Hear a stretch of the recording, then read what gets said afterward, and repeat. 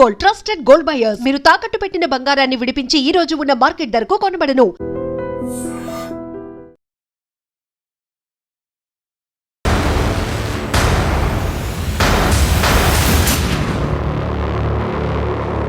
ఈ వారం మన గెస్ట్ 1 సంవత్సరం కాదు, 2 సంవత్సరాలు కాదు, దాదాపు 40 సంవత్సరాలు 4 రాష్ట్రాల్లో అజ్ఞాత జీవితం గడిపి ఆదివాసీల అభివృద్ధి కోసం కృషి చేసిన ఒక మహోన్నత వ్యక్తి. ఆయనే ముప్పిడి సాంబయ్య గారు అలియాస్ వికాస్.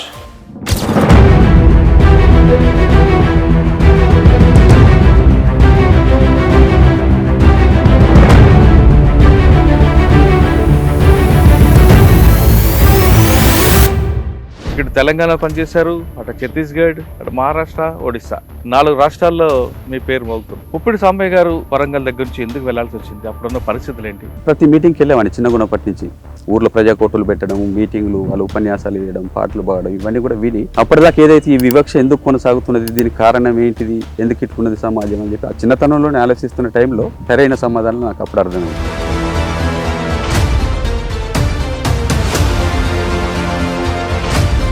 యాదగిరెడ్డి ఎప్పుడైనా తర్వాత ఎదురుపడ్డారు మీకు? చాలా తోపు కదా ఆయన ఛాలెంజ్ చేసి ఈ కాజీపేట కాదు ఈ చుట్టుపక్కల పరిసరాలలో రాడికల్స్ లేకుండా చేస్తా, అప్పుడు దాన్ని ఛాలెంజ్గా తీసుకొని నువ్వు ఎట్లా నిర్మూలిస్తావు చూద్దామని చెప్పి మేము యాదగిరెడ్డి రైల్వే స్టేషన్లో చంపేశారు కదా ఆయన. భార్యను ట్రైన్ ఎక్కించడానికి పోయినప్పుడు అక్కడనే కాల్చి చంపేశారు. భార్య పిల్లల ముందు ఎస్ఐని చంపడం అనేది బాధ అనిపించింది. ఆయన చేసిన క్రూరమైనటువంటి చర్యలకు అట్లాంటి బాధ అనిపించదు సార్. భార్య పిల్లలు అందరికీ ఉంటారు, మాకున్నారు భార్య పిల్లలు, వాళ్ళకున్నారు భార్య పిల్లలు. కొడవటి సుదర్శన్ లాకప్లో పెట్టి చిత్రహింసలు పెట్టి చంపేశారు కదా. లాకప్లోనే తీవ్రమైన చిత్రహింసలు పెడితే ఆయన చనిపోయిన తర్వాత చనిపోయిన శవాన్ని తీసుకుపోయి ముళ్ళగడ్డలో పడేసి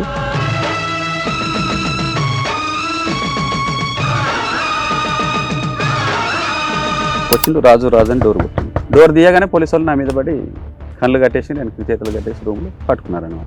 అక్కడే నన్ను కొట్టి ఇంట్రాగేషన్ చేసి రూమ్లో ఏమేమి ఉన్నాయి అనేది కూడా వాళ్ళకి తెలియదు కాబట్టి ఏమున్నాయి నన్ను బూటకపు ఎన్కౌంటర్ చేయాలని కళ్ళకు కట్టేసి తీసుకుపోయి కొరివి పోలీస్ స్టేషన్లో నిలబెట్టి చెట్టు దగ్గర ఇటు కూటాలు కూడా కొట్టిండు. ఆ చేసే ముందు ఒక డాక్టర్ని పిలిపించిండు. చలపతి గారి ఘటన చెప్పండి. డివిజన్ ప్లీనం జరపాలనే సన్నాహాలలో భాగంగా మేమంతా జమై ఉన్నాం కులాడి ఘాటి అనే ప్రాంతం, ఛత్తీస్గఢ్ ఒడిశా బార్డర్లో.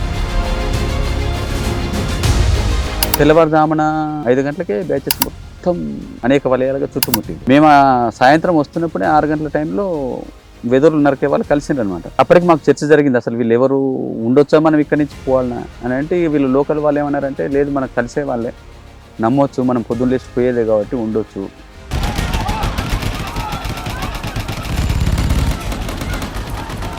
ఆ ఒక రోజులోనే ఘటన జరిగింది. అప్పటికే ఆ ప్రాంతంలో మేము పరిసరాలలో ఉన్నామనేటువంటి సమాచారం పోయింది.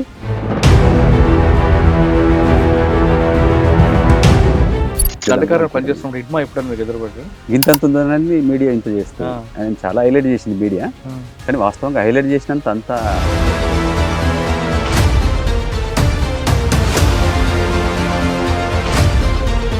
మహేంద్ర కర్మను చంపినప్పుడు కూడా రకరకాల చిరువలు పలువలు చేసిండ్రు. కర్మ అన్నప్పుడు కర్మ నిలబడి అత్యాచారాలు చేయించినటువంటి ఘటనలు కోకొల్లలుగా ఉన్నాయి. ఇండ్లు కాలబెట్టించినటువంటి అంత దుర్మార్గుడు దొరికినప్పుడు నేను మామూలుగా ఒకటే గోలితోటి చంపుతారా ఎవరైనా?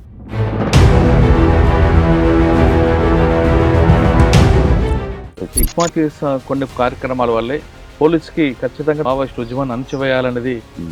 అంటే అది మరి శత్రువుని మనం చంపుతున్నప్పుడు వాళ్ళు కూడా తీసుకుంటారు కదా. మీకు ప్లస్ ఒక మైనస్ కూడా ఆయనే. అదొక పాయింట్ అనుకోండి. అంటే వాళ్ళని కంటిన్యూస్గా మనం చంపినప్పుడు ఎట్లాగూ బలవంతుడైన శత్రువు వీటిని నెగిటివ్గా తీసుకుంటాడు కాబట్టి దానికి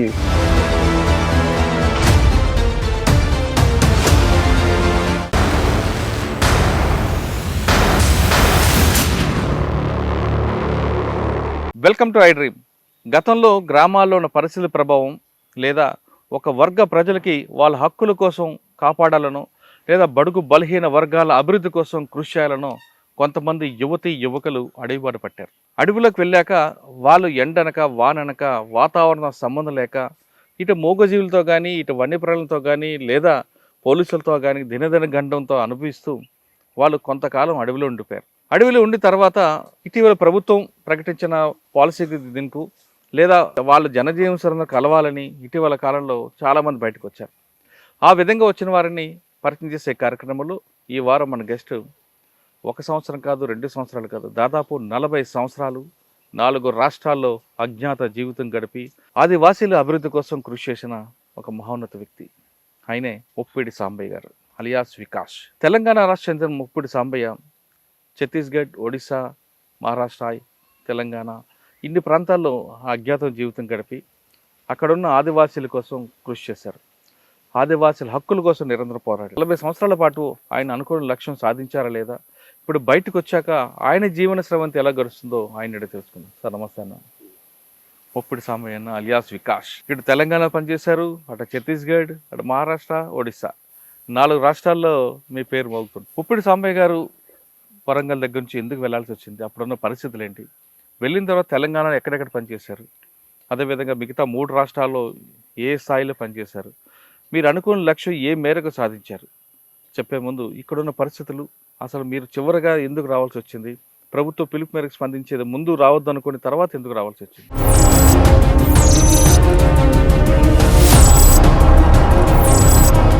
నాది ఈ ఊరు తరాలపల్లి గ్రామం. మేము 3 అన్నదమ్ములు.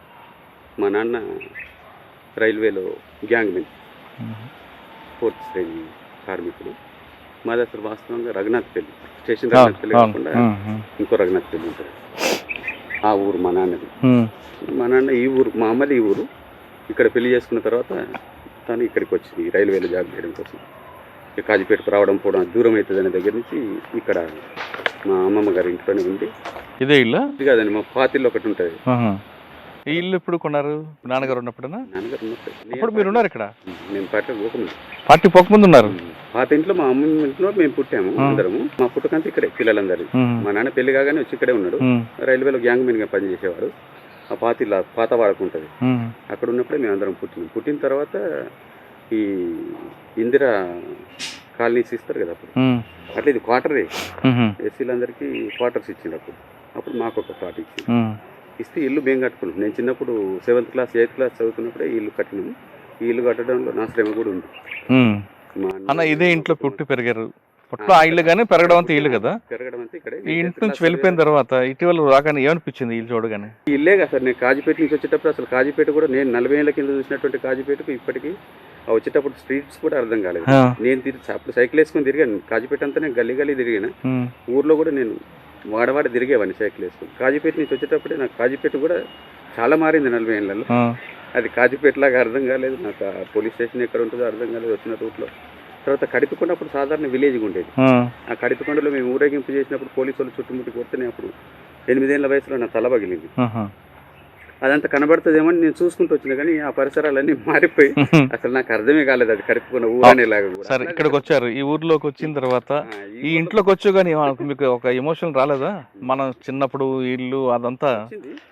నన్ను ఆహ్వానిస్తూ సభ పెట్టింది మా స్కూల్లో, నేను చదువుకున్నటువంటి శిలాపుర స్కూల్. ఆ స్కూల్ కూడా చాలా మారిపోయింది. నేను ఉన్నప్పుడు 7th క్లాస్ వరకు ఉండే అప్పుడు యూపీఎస్ స్కూల్. ఇప్పుడైతే తర్వాత హై స్కూల్ అయింది. ఆ పరిసరాలు కూడా మొత్తంగా మారిపోయినాయి. అవి కూడా చాలా సేపు గమనించిన తర్వాత కానీ గుర్తురాలు. 2 రూములు గుర్తుపట్టి ఇది. ఆ తర్వాత ఇక సభ అయిపోయిన తర్వాత ఇక్కడికి వస్తే మా ఇల్లుని గుర్తుపట్టడానికి నేను ఒక 2 రౌండ్లు తిరిగాను అనమాట. అక్కడ పరిసరాలు ఏంటి, ఇక్కడ ఒక సర్కార్ బాయ్ ఉండేది, అందరూ మంచినీళ్ళు అక్కడ వాడుకునే. ఆ బాయ్ లేదు.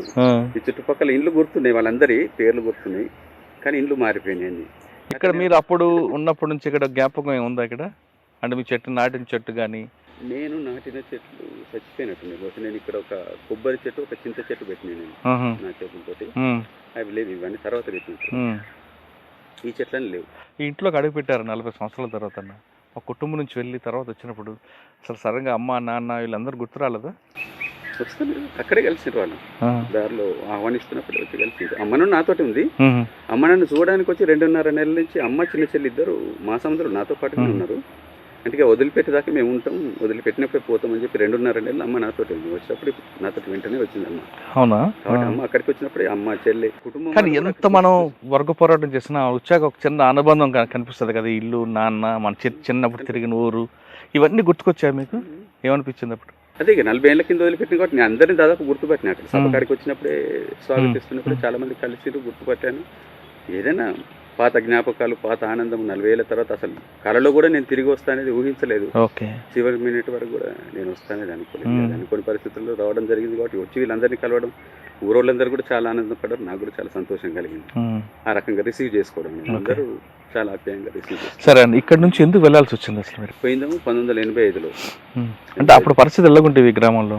80వ దశకంలో తెలంగాణలో ఉన్నటువంటి పరిస్థితులంతా దాదాపు అందరికి తెలిసిన విషయం. అప్పుడు గ్రామీణ ప్రాంతంలో భూస్వాముల యొక్క దోపిడీ, అణిచివేత, గ్రామాల్లో అసమానత, ఈ అంటరానితనం ఇవన్నీ కూడా చాలా తీవ్ర స్థాయిలో ఉండేది.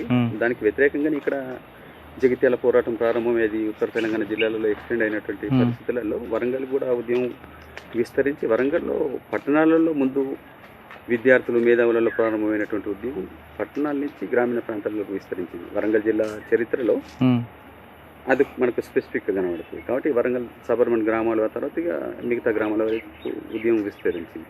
అట్లా 80వ దశకంలోనే మా ఊర్లో కూడా రాడికల్ స్పేస్ పార్టీ రావడం ప్రారంభమైంది.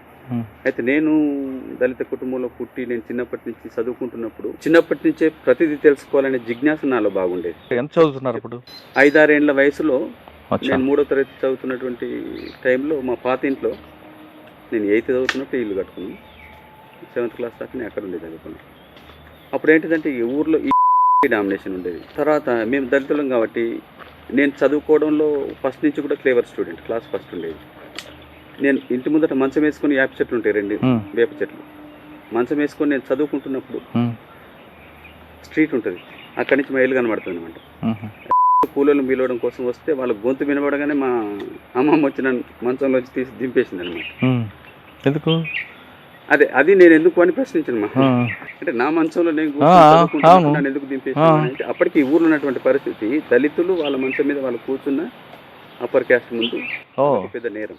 కాబట్టి ఎందుకు అని ప్రశ్నించినప్పుడు మా అమ్మ, వాళ్ళు ఎక్కువ క్యాస్ట్ వాళ్ళు, మనం వాళ్ళ ముందు మంచం మీద కూర్చున్న, కుర్చీ మీద కూర్చున్న వాళ్ళ కళ్ళు మండుతాయి, కోపం పెట్టుకుంటారు, దానికి ప్రతీకారం ఏదో ఒక రూపంలో తీసుకుంటారు. నిజంగా పరిస్థితులు అట్లే ఉండేవి ఆ రోజు. కాబట్టి అప్పటి నుంచి ఎందుకు ఈ తేడా ఉంది, మన ఇంట్లో మనకు అధికారం ఉండాలి, మన మంచంలో మనం కూర్చుకోవాలి కదా అని ఇట్లా ఈ అంటరానితనం కూడా ఆ కాలంలో బాగానే ఉండేది. ఇవన్నీ చిన్నప్పటి నుంచే నేను పార్టీ రాకంటే ముందు నుంచే నా మెదడులో నేను ఆలోచిస్తూ ఉండేవాడిని. అయితే మంచం మీద దింపమనంటే మీరు అమ్మమ్మతో వ్యతిరేకించారా? అడిగాను, మన మంచం మీద దింపాలి అన్నప్పుడు అమ్మ దగ్గర సమాధానం లేదు దానికి. జనరల్గా అట్లా చెప్పడమే తప్ప అది కూడా ఎందుకు అని ప్రశ్నించేవాడిని నేను చిన్నప్పుడే. అంటే ఎక్కువ వాళ్ళు ఎందుకు ఎక్కువ, మనం ఎందుకు తక్కువ, కారణం ఏంటి, ఇట్లాంటి ఇంకా డీప్గా ప్రశ్నించేటప్పటికి వాళ్ళ దగ్గర సొల్యూషన్ ఏమి ఉండదు కదా, ఏం జవాబు కూడా ఉండకపోయేది. నా మనసులో మాత్రం ఆ ప్రశ్న వెంటాడుతూ ఉండేది. తర్వాత మేము ఆ టైంలో ఈ ఊర్లో కదా ప్రతి కుటుంబానికి కటింగ్ చేయడం కోసం మాకు ఒక మేము కటింగ్ చేయించుకోవడానికి ఎండాకాలం సెలవులు వారానికి ఒకసారి అట్లా పోయినప్పుడు మిగతా కులాల వాళ్ళకైనా ఇంటి లోపలికి పిలిచి కటింగ్ చేసేవాడు. చెట్టు కింద కూర్చొని నీడకు వాళ్ళకి పీట వేసి కూర్చోబెట్టి చేసేవాడు. లేదా ఇంకా కొంచెం ఎక్కువ కులాలకు సంబంధించిన వాళ్ళైతే కుర్చేసి ఆయన నిలబడి చేసేవాడు. మేము పోగానే ఇంటి బయటకు వచ్చి బయట బజార్లో కూర్చోబెట్టి మాకు కటింగ్ చేసేవాడు. తర్వాత ఈ బట్టలు మైల పడతాయనే దగ్గర నుంచి మామూలుగా బోరా తట్టుబొంత అంటారు, ఈ రైస్ బ్యాగులు ఉంటాయి కదా పాతవి, సుతీల దారాలతో ఉండేది, అట్లాంటిది ఒకటి కట్టుకొని వచ్చి మాకు కటింగ్ చేసి ఆ కటింగ్ చేసిన వెంట్రుకలు కూడా తీసేయడం, మమ్మల్ని తీసేయమనేది. అప్పటికి మేము చదువుకుంటున్న పిల్లలు అంతా ప్రత్యక్షంగా నేను అనుభవించింది చెప్తున్నా కదా. ఇది నాకు అనిపించేది అనమాట. మిగతా వాళ్ళకి ఎందుకు లోపల కుర్చేసుకొని కటింగ్ చేసిండు, కొద్దిమంది వాళ్ళకి ఇళ్ళకి పోయి చేసేవాడు అప్పర్ క్యాస్ట్ వాళ్ళకు. మా దాంట్లో కూడా కేవలం మమ్మల్ని బజార్లో కూర్చోబెట్టి కూర్చోబెట్టడం. ఈ డిఫరెన్స్ ఏంటి, నేను ఇంటికి వచ్చి అమ్మని అడిగామని, మనం ఎంత ఇస్తున్నాం, వాళ్ళు ఎంత ఇస్తున్నారు, వాళ్ళు ఎంత ఇస్తున్నారో మేము కూడా అంతే ఇస్తున్నాం, మరి వాళ్ళకి ఎందుకు అట్లా, మనకెందుకు ఇట్లా, ఈ తేడా ఏంటిది అని అంటే వాళ్ళ దగ్గర అదే చెప్పేవాళ్ళు. వాళ్ళు ఎక్కువ కులపోలు, మనం తక్కువ కులపోలు, ఎందుకు ఎక్కువ తక్కువ, దానికి ఏం జవాబు వీళ్ళ దగ్గర ఉండకపోయేది. ప్రశ్న మాత్రం నాకు వెంటాడుతూనే ఉండేది. తర్వాత దళిత స్కూల్, మేము చిన్నప్పుడు నేను చదువుకునేది ఫస్ట్ 1వ తరగతి పిల్లలకు మా ఇంటి పక్కన ఒక ఇల్లు ఉంటుంది, ఇల్లందరూ అయిలే అని. అప్పుడు మాదిగ కులంలో ఆయనే కొంచెం ఫస్ట్ బంగ్లా కట్టుకున్నాడు, కొద్దిగా పెద్ద ఇల్లు. ఆయన ఇంట్లో ఆయనే మా పిల్లలు కదా అనే దగ్గర నుంచి ఫ్రీగానే ఇస్తే దాంట్లో ఒక రూమ్లో మా స్కూల్ నడిచేది అంతా. మేము దాంట్లో చదువుకున్నాం. ఊర్లో పెద్ద స్కూల్ ఉండేది రోడ్డు మీద, దాంట్లో మిగతా కులాల పిల్లలు చదువుకునేవాళ్ళు. అది కూడా అదొక స్కూల్ ఉందనే విషయం నాకు అర్థం కాలేదు 3rd క్లాస్ వరకు. మేము ఇళ్ళనే చదువుకున్నాం కాబట్టి ఇదే స్కూల్ అనుకున్నాం. తర్వాత రాడికల్ పార్టీ ఊర్లోకి వచ్చిన తర్వాత వాళ్ళకు విడిగా స్కూల్ ఎందుకని చెప్పి దానికి వ్యతిరేకంగా మాట్లాడి ఈ స్కూల్ని తీసుకుపోయి దాంట్లో కలిపేసింది వాళ్ళు. తర్వాత నేను ప్రతి మీటింగ్కి వెళ్ళేవాడిని చిన్నగున్నప్పటి నుంచి. ఊర్లో ప్రజాకోటులు పెట్టడం, మీటింగ్లు, వాళ్ళు ఉపన్యాసాలు వేయడం, పాటలు పాడడం, ఇవన్నీ కూడా విని అప్పటిదాకా ఏదైతే ఈ వివక్ష ఎందుకు కొనసాగుతున్నది, దీనికి కారణం ఏంటిది, ఎందుకు ఇట్లున్నది సమాజం అని చెప్పి ఆ చిన్నతనంలోనే ఆలోచిస్తున్న టైంలో ఈ పాటలలో వాళ్ళు చెప్పే ఉపన్యాసాలలో ఈ కారణాలన్నీ వాటికి సరైన సమాధానం నాకు అప్పుడు అర్థమైంది. అంటే ఈ సమాజంలో ఇదంతా ఉండడానికి కారణం ఇది, దీన్ని మార్చడానికి మనం వీళ్ళు చెప్తున్నటువంటి రాజకీయాలకు కట్టుబడి ఆ రూపంలో మనం పోరాడడం ద్వారానే దీని అంతటి మనం పోగొట్టగలుగుతాం అనేటువంటిది అది నేను అర్థం చేసుకున్నాను. అర్థం చేసుకుని నేను 7th క్లాస్ చదువుతున్నప్పటి నుంచే ప్రతి మీటింగ్కి అటెండ్ అయ్యామండి. శ్రద్ధగా ఉపన్యాసాలు వినేది, పాటలు వినేది. కొంచెం పెరుగుతున్న క్రమంలో ఆర్గనైజర్లు వచ్చినప్పుడు వాళ్ళ దగ్గరికి పోయేది, నేను వాళ్ళు చెప్పే మాటలు వినేది. తర్వాత జస్ట్ 7th క్లాస్కి వచ్చేటప్పటికే నేను అప్పటికి వరంగల్ రైతు కుల మహాసభలు జరుగుతుండే 81-2లో జరిగింది. దానికోసం మా ఏరియాలో చుట్టుపక్కల ఊర్ల ప్రజలు పెద్ద ఎత్తున పోవాలనేది వీళ్ళు ప్లాన్ చేసుకుంటే అప్పటికి కడిపికొండ ఊర్లో పోలీస్ క్యాంప్ వేసిండ్రు. వీళ్ళని పోనీయద్దు, అడ్డుకోవాలి, దీన్ని విఫలం చేయాలనేటువంటి ఉద్దేశంతో అక్కడ ఒక క్యాంప్ వేసింది. దారిలో పోవాలని అంటే ఆ క్యాంప్ ముందు నుంచే పోవాలి. మేము ఈ చుట్టుపక్కల ఊర్ల వాళ్ళందరం జమ అయిపోతున్నప్పుడు ఇంట్లో చెప్తే మా అమ్మ నాన్న వాళ్ళు పోనీయరని, చిన్నపిల్లని కాబట్టి వీళ్ళకి చెప్పకుండా నేను పోయి ఊరేగింపులో కలిసి వెళ్ళిపోయాను. దానికి పోతే కడిపికొండ క్యాంపు ముందుకు పోయిన తర్వాత వాళ్ళు ముందు రోజే ప్లాన్ చేసుకొని ఊరేగింపును మొత్తం కొట్టాలని ఊర్లో ఉన్నటువంటి కొంతమంది కాంగ్రెస్ గుండాలు ఆ ఊర్లో క్యాంప్ వేయడానికి అక్కడ పెత్తందారులకు వ్యతిరేకంగా పోరాటం జరిగిన తర్వాత వాళ్ళకు మద్దతు కోసం క్యాంప్ తీసుకొచ్చారు అనమాట. అక్కడికి పోగానే మొత్తం గుండాలు తాగున్నారు, చుట్టుముట్టి పోలీసు వాళ్ళు ఎయిర్ ఫైర్ చేసిండ్రు. విజిల్ ఊదగానే వాళ్ళందరి మీద పడి పోలీసు వాళ్ళు ఆ గుండాలంతా కలిసి ఊరేగింపు మీద లాఠీ చార్జ్ చేసిండ్రు. నేను అప్పుడు చిన్నోని కాబట్టి నేను మధ్యలో నాకు అసలు ఏం అర్థం కాలేదు. అందరూ నన్ను కింద పడేసి తొక్కుకుంటూ వెళ్ళిపోయాను. అందరు పారిపోయిన తర్వాత నేను లేచేటప్పటికి ఆ గుండాలు వచ్చేసి నేను నిలబడగానే నన్ను తల మీద కొట్టిండ్రు ఇనుపరాడుతోటి. తల పగిలింది, నాకు ఒక 6 కుట్లు పడ్డాయి. నేను పడిపోయినా, స్పృహ తప్పిపోయినా. తర్వాత స్పృహ వచ్చేటప్పటికి చుట్టుపక్కల గాయపడి పడ్డోళ్ళందరినీ క్యాంపుకు తీసుకెళ్తున్నారు. అప్పుడు నన్ను అరెస్ట్ చేస్తారనే దగ్గర నుంచి నేను ఆనించి లేచి తప్పుకొని ఒక ఇంట్లో చూసాను అనమాట. అప్పటికి ఇంకొకటి వచ్చాడు, నడుము మీద బలంగా కొట్టాడు. ఈ 2 దెబ్బలు అప్పటి నుంచి ఇప్పటి వరకు కూడా నాకు అప్పుడప్పుడు ఎఫెక్ట్ అవుతుంటాయి అనమాట. నేను ఒక ఇంట్లోకి పోతే ఆ ఇంటి వాళ్ళు రక్షించి క్యాంపు వాళ్ళు ఎవరి ఇళ్ళకి వచ్చినా అందరిని పట్టియాలని మైక్లో అనౌన్స్ చేస్తున్నారు. ఆ ఇంట్లో కూడా భర్త భయపడుతున్నాడు, ఆ భార్య ధైర్యం చేసి ఆమె కాపాడి నన్ను తీసుకుపోయి కొద్దిగా చల్లబడ్డ తర్వాత ఈ వాతావరణం గలీలకి తీసుకుపోయి ఓ రోడ్డు దగ్గర వదిలేస్తే ఆ నుంచి నేను మళ్ళీ మీటింగ్ ఈ దెబ్బలన్నిటిని నేను పట్టించుకోలేదు. మీటింగ్ పోవాలని కాజీపేట రైల్వే స్టేషన్ దాకా నేను నడిచిపోయాను కడిపికొండ ఊరి నుంచి. అయితే ఎవరు కనబడలేదు నాకు మళ్ళీ తీసుకుపోయేవాళ్ళు. దాంతో అక్కడి నుంచి నేను రిటర్న్ తరాలపల్లి దాకా కాలినడకను 5 కిలోమీటర్ల దూరం అర్ధరాత్రి మళ్ళీ ఇంటికి వచ్చింది. నేను వచ్చి అమ్మని లేపంగానే అమ్మ లేచింది ఒక్క పిలుపుకే. లేచిన ఆమెకు చెప్పలే ఇట్లా జరిగింది. నేను కాలు కడుక్కుంటున్నప్పుడు వచ్చి దీపం పట్టుకొని చూసింది వెనుక. ఇదంతా ఏదో బురద ఉండదని అంటే నేను పడ్డా అని చెప్పిన అనమాట. లోపలికి పోయిన తర్వాత చూస్తే మొత్తం రక్తం. అప్పుడు చెప్పిన అడిగితే ఇట్లా దాడి జరిగింది, గాయపడ్డాను అనగానే రాత్రి తీసుకుపోయి ఊర్లో ఆర్ఎంపీ డాక్టర్ ఉంటాడు, అక్కడిగా ఇంట్లో పడుకుంటే తల మీద చెక్క పడ్డది, పైనుంచి తల పగిలిందని చెప్పి అమ్మ ట్రీట్మెంట్ చేయించింది. 6 కుట్లు పడ్డాయి. అప్పుడు అట్లా చిన్నప్పటి నుంచే నేను ఇవి తిరగడము, అర్థం చేసుకోవడము, ఆ మీటింగ్లో పోవడం ఇవన్నీ జరిగితే అప్పుడు గాయపడ్డాను. దాని తర్వాత ఇక కొంచెం 1-2 క్లాసులు పెరుగుతున్నా కొద్ది 7th 8th నేను దాన్ని కంటిన్యూ చేసిన. ఆర్ఎస్లో కూడా చేరి హై స్కూల్లో ఉన్నప్పుడు విలేజ్ క్యాంపెయిన్లకు పోవడము, మధ్య మధ్య ఎండాకాలం సెలవులలో క్లాసులు వినడము, చుట్టూ ఊర్లలో ప్రచారం చేయడం కోసం పోవడము. కాజీపేట పోయి కాలినడకన రాత్రి మొత్తం కాజీపేట అంతా పోస్టర్లు వేసేవాళ్ళం మేము. అట్లా ఇట్లాంటి కార్యకలాపాలన్నీ చేస్తున్నప్పుడు ఇక నా పేరు పోలీసుల దృష్టిలో పడుతుంది కాబట్టి మేము అయోధ్యపురంలో చుట్టుపక్కల ఊర్లలో మా సంఘానికి చాలా గుర్తింపు ఉంది, పేరుంది. ఆ కాలంలో వరంగల్ జిల్లాలో ఇది ఒక పేరుపోయిన ఊరు. తరాలపల్లి అంటే ఒక బలమైనటువంటి విప్లవ కేంద్రం అన్నమాట. అప్పుడు మా ఊరుకు సంబంధించినటువంటి పాత నాయకులు జిల్లా 60ఏళ్ళలో రైతు కూలి సంఘంలో కూడా లీడర్స్గా పనిచేసారు. అట్లా మా ఊరికి ఒక ప్రత్యేక గుర్తింపు. బట్టిపల్లి, తరాలపల్లి, వడ్డేపల్లి ఈ ప్రాంతంలో ఈ 3 గ్రామాలు ఆ కాలంలో ఒక బలమైనటువంటి కేంద్రాలు అన్నమాట. అట్లాగా ఈ సంఘపోలు చుట్టుపక్కల ఊర్లలో పంచాయతీలు చేయడానికి పోయేది. నేను అప్పుడు చిన్న వయసే కానీ ఈ సంఘ నాయకులతో కలిసి అయోధ్యపురంలో మేము ఒక ప్రజా పంచాయతీ చేయడానికి పోయినాం. వాళ్ళే పిలిచిండ్రు మా ఊరోళ్ళను, వాళ్ళతో పాటుగా నేను కూడా పోయినా. వాళ్ళు ఇటు మమ్మల్ని పిలిచిండ్రు, అటు పోలీసులు మడికొండ పోలీసు వాళ్ళకి ఇన్ఫర్మేషన్ ఇచ్చారు. వాళ్ళు సివిల్లో వచ్చి మొత్తం ప్రజల్లో భాగంగా వాళ్ళు కూర్చొని ఉన్నారు. మేము బస్సులో పోయినాం, కరెక్ట్గా అక్కడే దిగినాం ప్రజా పంచాయతీ జరిగే దగ్గర. జనం అందరు జమైంది కదా, పంచాయతీ మొదలు పెడదామని చెప్పి ఆడ దిగగానే మమ్మల్ని మడికొండ పోలీసు వాళ్ళు చుట్టుముట్టారు. మీరేనా పంచాయతీ చెప్పేటోళ్ళు అంటే మేము ప్రజలు అనుకుని అవును మేమే అనగానే చలో పాండ్రి పంచాయతీ పోలీస్ స్టేషన్లో చెప్పుదురా తీసుకెళ్ళారు మమ్మల్ని. అట్లా నేను అరెస్ట్ అయినా. అప్పుడు 8th క్లాస్ అనుకుంటా. నేను మడికొండ పోలీస్ స్టేషన్ తీసుకుపోయి ఇక మిగతా వాళ్ళు కొంచెం పెద్దగున్న వాళ్ళని బాగా కొట్టిండ్రు. నేను అప్పుడు వయసు చిన్న కాబట్టి నన్ను బెదిరించారు, బాగా కొట్టలేదు కానీ తహసీల్ బ్యాండ్ వారు చేసి వదిలిపెట్టేసారు మళ్ళీ తిరగొద్దని. వచ్చిన తర్వాత నేను మళ్ళీ కొండపర్తి హై స్కూల్లో చదువుకున్నా 10th క్లాస్ వరకు. కొండపర్తి హై స్కూల్లో కూడా అప్పటి హెడ్ మాస్టర్లు కూడా కొద్దిమంది కొంచెం దుర్మార్గంగా వ్యవహరించే వాళ్ళు కూడా ఉండేది. సంబంధించినటువంటి ఒక హెడ్ మాస్టర్ ఉండే మా స్కూల్లో. ఆయన కొంచెం కరాటీ కూడా వచ్చు. ఆయన మిగతా స్కూళ్ళలో పిల్లలందరినీ వణికించుకునేవాడు అనమాట. కొంచెం గమండి ఎక్కువ ఆయన. ఈ స్కూల్కి వచ్చిన తర్వాత కూడా స్కూల్లో అట్లాంటి వ్యవహారాలు మొదలుపెట్టిండు ఆయన. మేము 8th జాయిన్ అయ్యి స్కూల్ నడుస్తున్నప్పుడు 3వ బెల్ అయిన తర్వాత అందరు క్లాసులలో ఉండాలి కదా. మా ఒక పిల్లగాడు కొంచెం లేట్ అయ్యి బయట వరండాలో కనబడితే హెడ్ మాస్టర్ రూమ్ నుంచి బయటికి వెళ్ళి ఆయనను పిలిచి కరాటీ కిక్కులు కొట్టి, అది మాకు నచ్చలేదు. అప్పటికే మేము ఈ భావజాలంతో ఉన్నాం కాబట్టి అసలు ఎందుకు జస్ట్ లేట్ అయితే పిలిచి చెప్పొచ్చు, కొట్టే అధికారం ఈయనకి ఎక్కడదని చెప్పి మేము అప్పటికి ఈ బ్యాక్గ్రౌండ్ ఉన్నటువంటి పిల్లలందరం మాట్లాడుకొని సెకండ్ డే అంతా విద్యార్థులను ఆర్గనైజ్ చేసి ప్రేయర్లోనే మేము కదలలేదు. ఇక ఆయన విధులు ఇచ్చిన తర్వాత పోవాలి కదా, పోలేదు, అందరం నిలబడి ఉన్నాం. ఎందుకు పోతలేరు అని అన్నాడు. అంటే ఒక ఆయన కొంచెం పక్కకు జరిగి, నిన్న మీరు అకారణంగా విద్యార్థిని కొట్టినారు, అది కరెక్ట్ కాదు, కాబట్టి మీరు క్షమాపణ చెప్తే మేము స్కూల్లో పోతాం అని అంటే హెడ్ మాస్టర్కి అది ఒక అవమానం, భరించలేని కోపం వచ్చిందండి ముఖంలో. నేను హెడ్ మాస్టర్ను అనేక స్కూళ్ళల్లో చేసిన, ఎవరు నాకు ఎదురు మాట్లాడలేదు, మీరు నాకు హెడ్ మాస్టర్ కాబట్టి కొట్టే అధికారం ఉంటుంది అన్నాడు. హెడ్ మాస్టర్ అయితే కొట్టే అధికారం నీకెందుకు ఉంటే, కొట్టడం కరెక్ట్ కాదు, నువ్వు తప్పు ఒప్పుకుంటేనే మేము పోతాం, లేకపోతే లేదు అని మేము ఇంకిద్దరు ముగ్గురు పిల్లలందరం గట్టిగా మాట్లాడేటప్పటికి ఆయనకు అర్థమైపోయింది వీళ్ళందరూ పోయే రకంగా లేరని చెప్పి. అప్పుడు దిగొచ్చి సారీ ఇంకోసారి కొట్టను అని అన్నాడు. అది ఫస్ట్ విజయం స్కూల్లో. దాంతో మేమందరం క్లాసులలోకి వెళ్ళిపోయాం. అట్లాగా ఆర్ఎస్సికి ఒక గుర్తింపు వచ్చింది స్కూల్లో కూడా, విద్యార్థులందరికీ కూడా. ఇక తర్వాత స్కూల్ అంతా కూడా మా డామినేషనే. మేము కరపత్రాలు తీసుకుపోయి టీచర్లకు ఇచ్చేవాళ్ళం, విద్యార్థులకు ఇచ్చేవాళ్ళం, క్రాంతి పత్రికలు ఇచ్చేవాళ్ళము.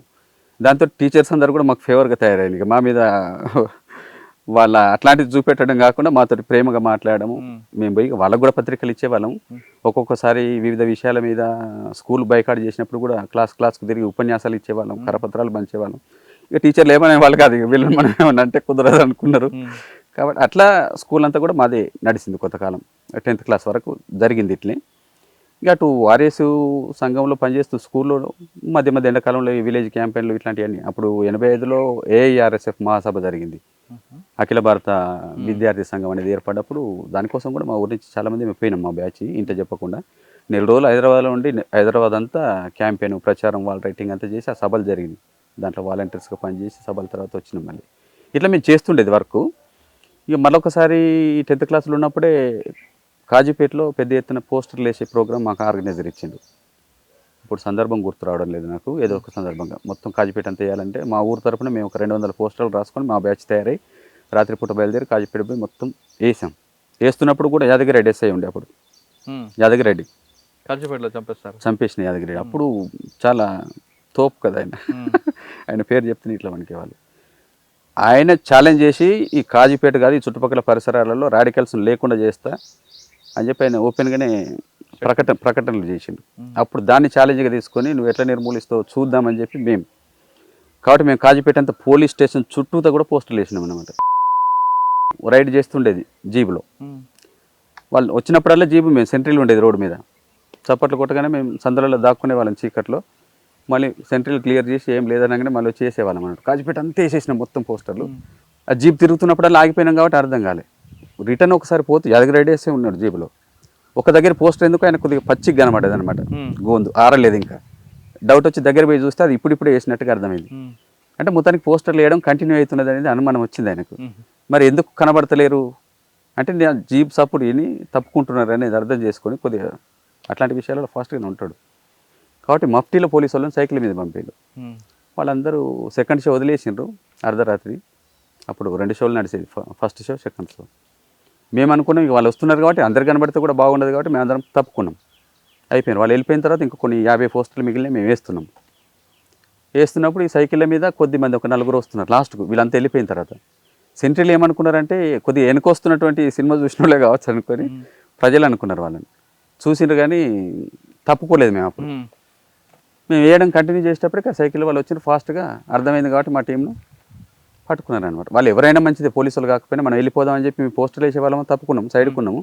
ఆ సెంటర్ ఉండి ఆయన రాలేదన్నమాట జనం అనుకొని.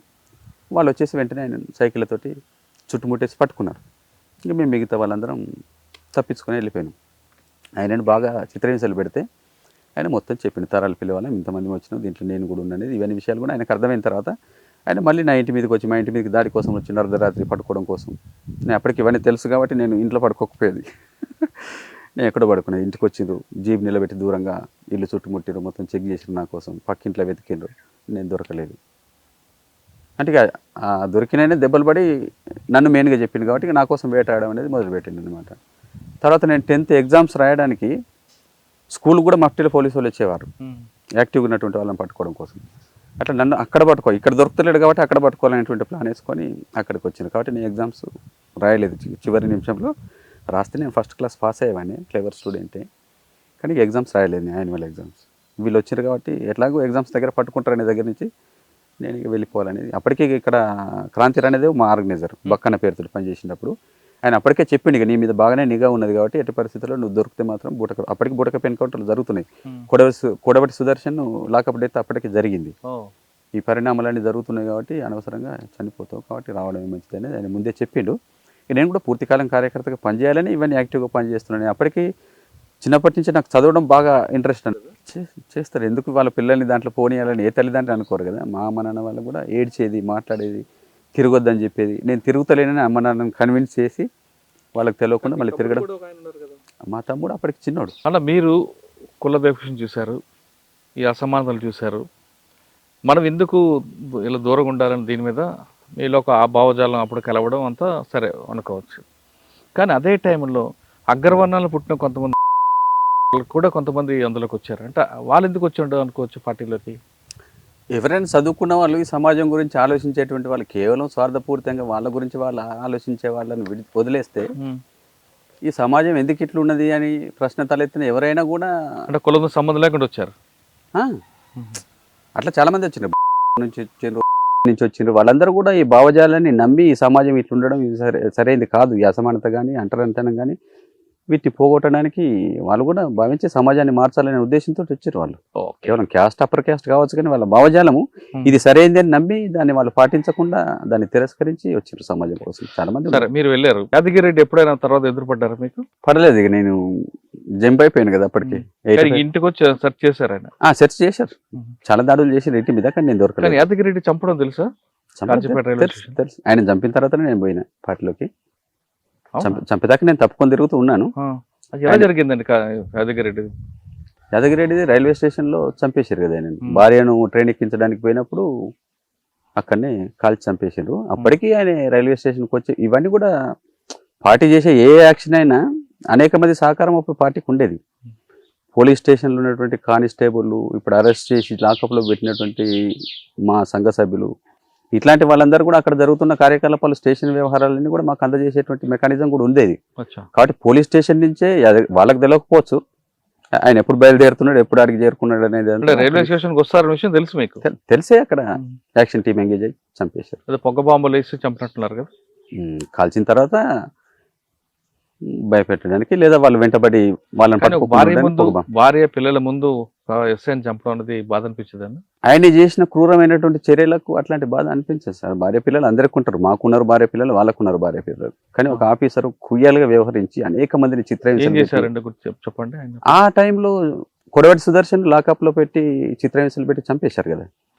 లాకప్ లోనే తీవ్రమైన చిత్రహింసలు పెడితే ఆయన చనిపోయిన తర్వాత చనిపోయిన శవాన్ని తీసుకుపోయి ముళ్ళగడ్డలో పడేసి ఎన్కౌంటర్ కట్టకతాలేరు. అట్లా ఆ కాలంలో చాలా బూటకపు ఎన్కౌంటర్లు జరుగుతున్నాయి గ్రామాలలో. సంఘ సభ్యులు ఇప్పుడు మేము చేసే కార్యకలాపాలు ఏవి దీంట్లో నష్టం ఏంటి చెప్పండి? మేము అసమానతను ప్రశ్నించినాం, కుల వివక్షను ప్రశ్నించినాం, అగ్ర కులాల వల్ల ఆధిపత్యాన్ని దోపిడీని ప్రశ్నించినాం. ఇదేం తప్పు కాదు కదా, అన్యాయం ఏంది కాదు కదా.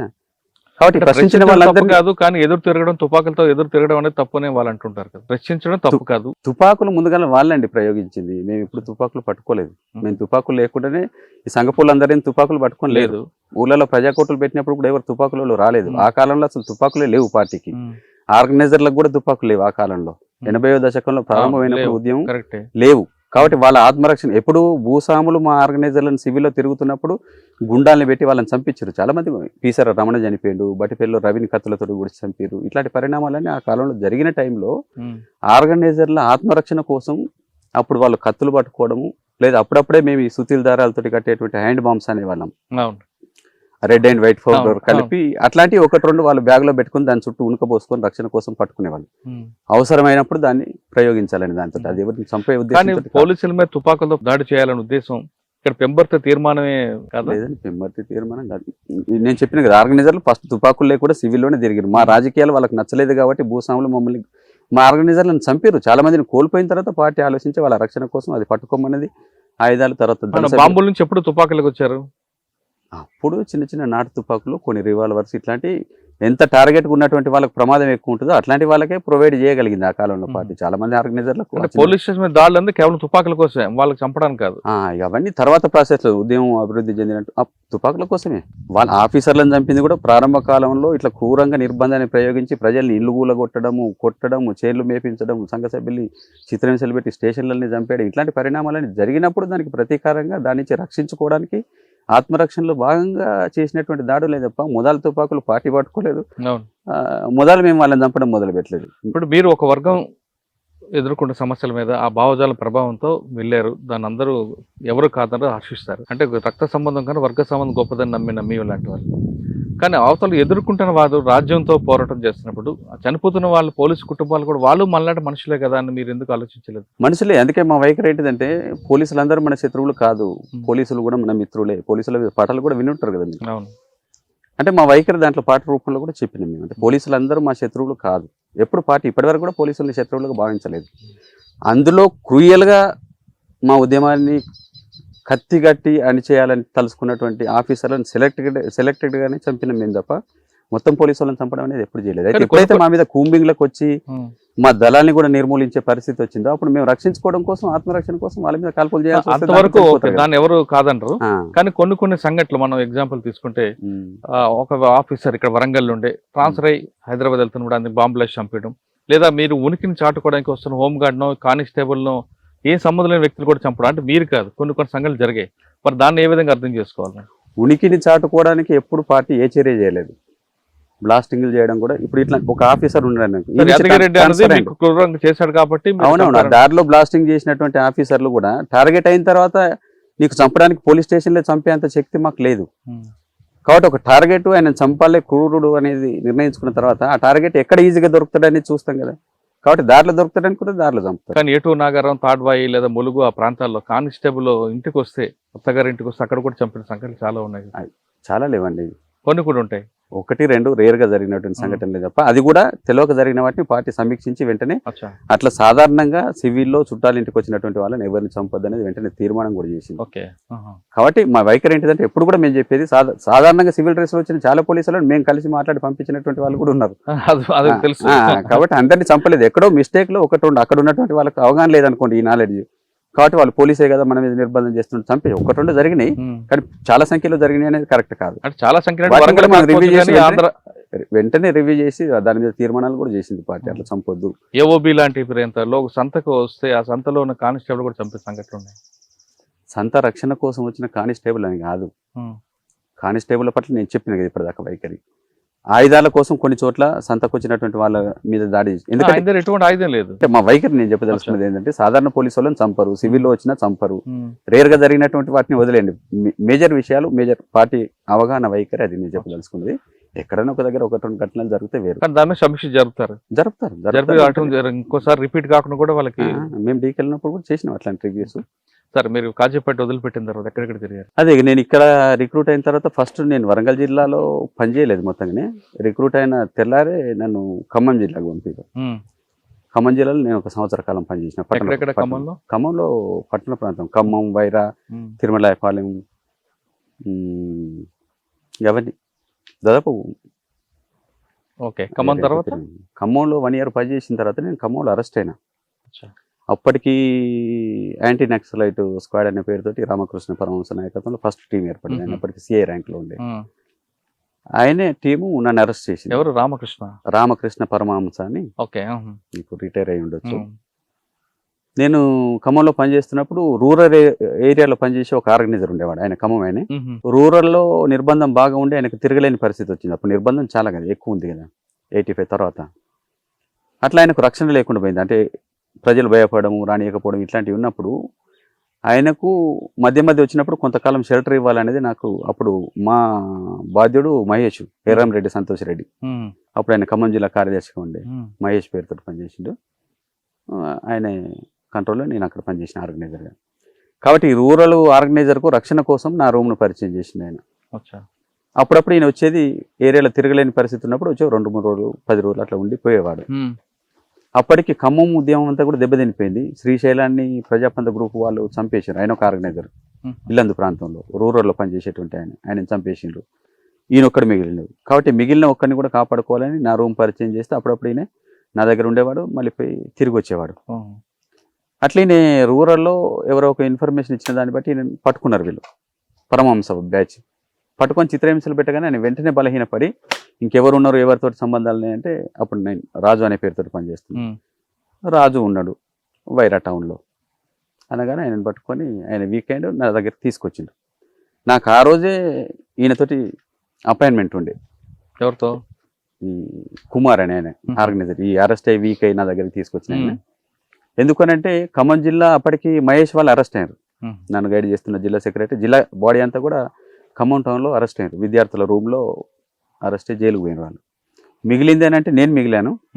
తర్వాత ఆయన ఇప్పుడు రూరల్లో దొరికినటువంటి ఆయన మిగిలిడు. శ్రీశైలం కూడా మిగిలి ఉండే కానీ వీళ్ళు అరెస్ట్ అయిన తర్వాతనే ఆయనను ప్రజాపంద వాళ్ళు చంపేశారు. కాబట్టి లింక్ నాకు పులంజన్న తోటి ఉండేది. పులంజన్న అప్పుడు ఉత్తర తెలంగాణ రీజనల్ కమిటీ కార్యదర్శి ఆయన. మీరు పెద్ద పెద్ద ఉన్నారు, సంతోష్ రెడ్డితో పులంజన్తో నేను వాళ్ళతో కలిసి పనిచేసిన వాళ్ళు. అట్లా నాకు పులంజన్న కాంటాక్ట్ ఉంది. నేను వీళ్ళు అరెస్ట్ అయిన తర్వాత నాకు ఇక లోకల్గా మహేష్ తోటి కాంటాక్ట్ దిగిపోయిన తర్వాత నేను హైదరాబాద్ పోయి పులంజనం కలిసి ఇక ఇక్కడ పరిస్థితులు అన్నీ తెలుసుకొని మరి మిగిలింది ఆయన ఒక్కడే కాబట్టి ఆయనను కూడా మనం కాపాడుకోవాలి, ఆయనను కూడా ఒకసారి నా దగ్గరికి తీసుకురా, మీ ఇద్దరితో కూడా మాట్లాడతానంటే నాకు ఒక అపాయింట్మెంట్ పెట్టింది ఆయన. అదే నేను ఈయనకు చెప్పిన, అపాయింట్మెంట్ చెప్పలేదు కానీ నువ్వు నా దగ్గరికి వస్తే 2-3 రోజులలో మనం అంజన్ కలుద్దాము, తీసుకురామని చెప్పిండు అనేది నేను ఆయనకు ముందు వచ్చినప్పుడు చెప్పిన. ఈ విషయం ఆయన నోటీస్లో ఉంది కాబట్టి అది కూడా చెప్పిండు ఆయన. రాజు ఉన్నాడు, రాజుని పట్టుకుంటే పులంజన దగ్గరికి మేము పోవాల్సినది అనేది ఆయన ఆల్రెడీ చెప్పేసిండు. అయ్యో, నేనేమనుకున్నా అంటే ఈయన అపాయింట్మెంట్ ఉన్నది ఆ రోజే, ఈయన నా దగ్గరికి వచ్చేది ఆ రోజు రావాలి. అప్పుడప్పుడు ఈయన వచ్చినప్పుడు ఒక్కోసారి ఇక రూరల్లో తిరిగేవాడు కాబట్టి సినిమాకి కూడా పోయేటాడు పగలు వస్తే. నేను వేరే ఏదో నా పనుల కోసం పోయి నేను రూమ్కి వచ్చి చూశాను ఒకసారి 6 గంటల టైంలో. నేను వచ్చి చూస్తే రూమ్లో ఉన్నటువంటి వస్తువులు కొద్దిగా నేను పెట్టినట్టు కాకుండా నేను పెట్టి ఇటు అటు అటు ఇటు చేసినట్టు కొంచెం అనుమానం వచ్చింది నాకు. ఎవరో వచ్చిండ్రు రూమ్లకు నా తర్వాత అనేది. నేను వెంటనే చిన్న చిన్న పరిణామాలను కూడా నేను బాగా అబ్జర్వ్ చేసేవాడిని. టౌన్లో ఉన్నప్పుడు ఇంకా అది బాగా యాక్టివ్గా ఉంటాం అనమాట. టౌన్ మెకానిజంలో అవన్నీ కూడా ఉంటాయి కాబట్టి నాకు అనుమానం వచ్చింది. నేను అనుకుని నేను కుమార్ వచ్చి ఉంటాడు అపాయింట్మెంట్ కాబట్టి ఈరోజు కొద్దిగా ముందుకు వచ్చినేమో బోర్ కొట్టి సినిమాకి పోయి ఉంటాడు కాబట్టి ఫస్ట్ షో ఇడిచిపెట్టంగా ఆయన వస్తాడు 9 గంటల వరకు అనుకొని ఆయన కోసం కూడా వంట చేసి నేను తిన్నా. నేను జస్ట్ పడుకున్నా. వచ్చిండు రాజు అని డోర్ కొట్టిండు. కొట్టగానే నేను అట్లా ఆలోచించుకొని ఉన్నా కాబట్టి ఆయన సెగ్మెంట్స్ పెట్టగానే వచ్చిండు కావచ్చు ఆయన అనుకున్నా. డోర్ తీయగానే పోలీసు వాళ్ళు నా మీద పడి కళ్ళు కట్టేసి నేను చేతులు కట్టేసి రూమ్లో పట్టుకున్నారనమాట. ఇక అక్కడే నన్ను కొట్టి ఇంట్రాగేషన్ చేసి రూమ్లో ఏమేమి ఉన్నాయి అనేది కూడా వాళ్ళకి తెలియదు కాబట్టి ఏమేమి ఉన్నాయి. నేను అప్పుడు ఏం చెప్పినంటే స్టోరీ, నేను నాది కొత్తగూడెము, నా పేరు ఫలానా రాజకుమారు, మా అమ్మ అంగన్వాడీ టీచరు, బూడిదిగడ్డ మాది. నాకు సంతోష్ రెడ్డి పరిచయం, విద్యార్థుల దగ్గరికి వచ్చేవాడు. ఆయన నన్ను నువ్వు వైరాలో ఉండి చదువుకో రూమ్ తీసుకొని అప్పుడప్పుడు నేను రూమ్ను ఉపయోగించుకుంటా అని అంటే కొద్దిగా పాలిటిక్స్ అంటే నాకు ఇంట్రెస్ట్ కమిట్మెంట్ ఉండేది కాబట్టి సరే అని ఒప్పుకున్నా. ఆయన ఇక్కడ రూమ్ ఇప్పించిండు. నేను కాలేజ్ చదువుకుంటున్నా, విద్యార్థిని, నా దగ్గర ఏముంటాయి పుస్తకాలు ఉంటాయి అంతే అనేది ఈ స్టోరీ చెప్పింది. అట్లా నేను చెప్పిన నన్ను చాలా కొట్టిండ్రు. అయినా కూడా నేను అదే మాట మీద ఉన్నాయి. ఎన్ని దెబ్బలు తిన్నా కూడా అప్పుడు ఆ స్పిరిట్ ఉండేది అనమాట. మనల్ని ముక్కలు కోసినా కూడా మనం ప్రాణాలు ఇవ్వాలి తప్ప పార్టీ కోసం. మనం పార్టీలోకి పోయిన రోజే మనం చనిపోయిన కింద భావించే పోతాం కాబట్టి అట్లా సిద్ధపడి ఇక మనం అరెస్ట్ అయినా చిత్రహింసలు పెట్టినా ఒక మాట కూడా మనం చెప్పొద్దు, మన మూలంగా మరొక కామ్రేడ్ అరెస్ట్ కావద్దు. ఆ స్పిరిట్ మాకు ఉండేది. దాంట్లో నేను చాలా దృఢంగా ఉండేవాడిని. ఆయన వీక్ అయితే తీసుకొచ్చింది కాబట్టి నేను అరెస్ట్ అయినా. నేనైనా మళ్ళీ వీక్ అయితే అంజన దెబ్బతింటాడు కాబట్టి నేను వీక్గా దాల్చుకోలేదు. కాబట్టి నేను అదే మాట మీద ఉన్నాను అనమాట. ఈ రూమ్ ఎవరెవరికి తెలుసు అంటాడు అనమాట. ఎవరికి తెలుసు? మహేష్కు తెలుసు, నాకు తెలుసు. ఆయన ముందే అరెస్ట్ అయింది కాబట్టి ఆయన బతుకుంటే ఆయన పేరు కూడా చెప్పేవాడిని, ఇంకో కథ చెప్పేవాడిని కానీ ఆయన రక్షించేవాడిని. ఆయన ఆల్రెడీ నెల ముందు అరెస్ట్ అయింది కాబట్టి ఆయన చెప్తే మాకు నష్టమేం లేదు కాబట్టి నేను అది చెప్పిన. 3 రోజులు కొట్టినారు విపరీతంగా తీసుకొచ్చి. లేదు ఈ రూమ్ ఇంకా కొంతమందికి తెలుసు, నువ్వు చెప్తలేవు దాచిపెడుతున్నావు అంటాడు. అంటే ఈ కుమార్ కూడా తెలుసు అనే విషయం నా నుంచి వస్తుందేమో అని చెప్పి నేను ఎట్టి పరిస్థితుల్లో చెప్పలేదు. చెప్తే లేదు, ఆఖరికి 3వ రోజు లేదు నీ దగ్గరికి ఇంకోడు కుమార్ అనేటోడు కూడా వచ్చిపోయేటోడు అన్నాడు.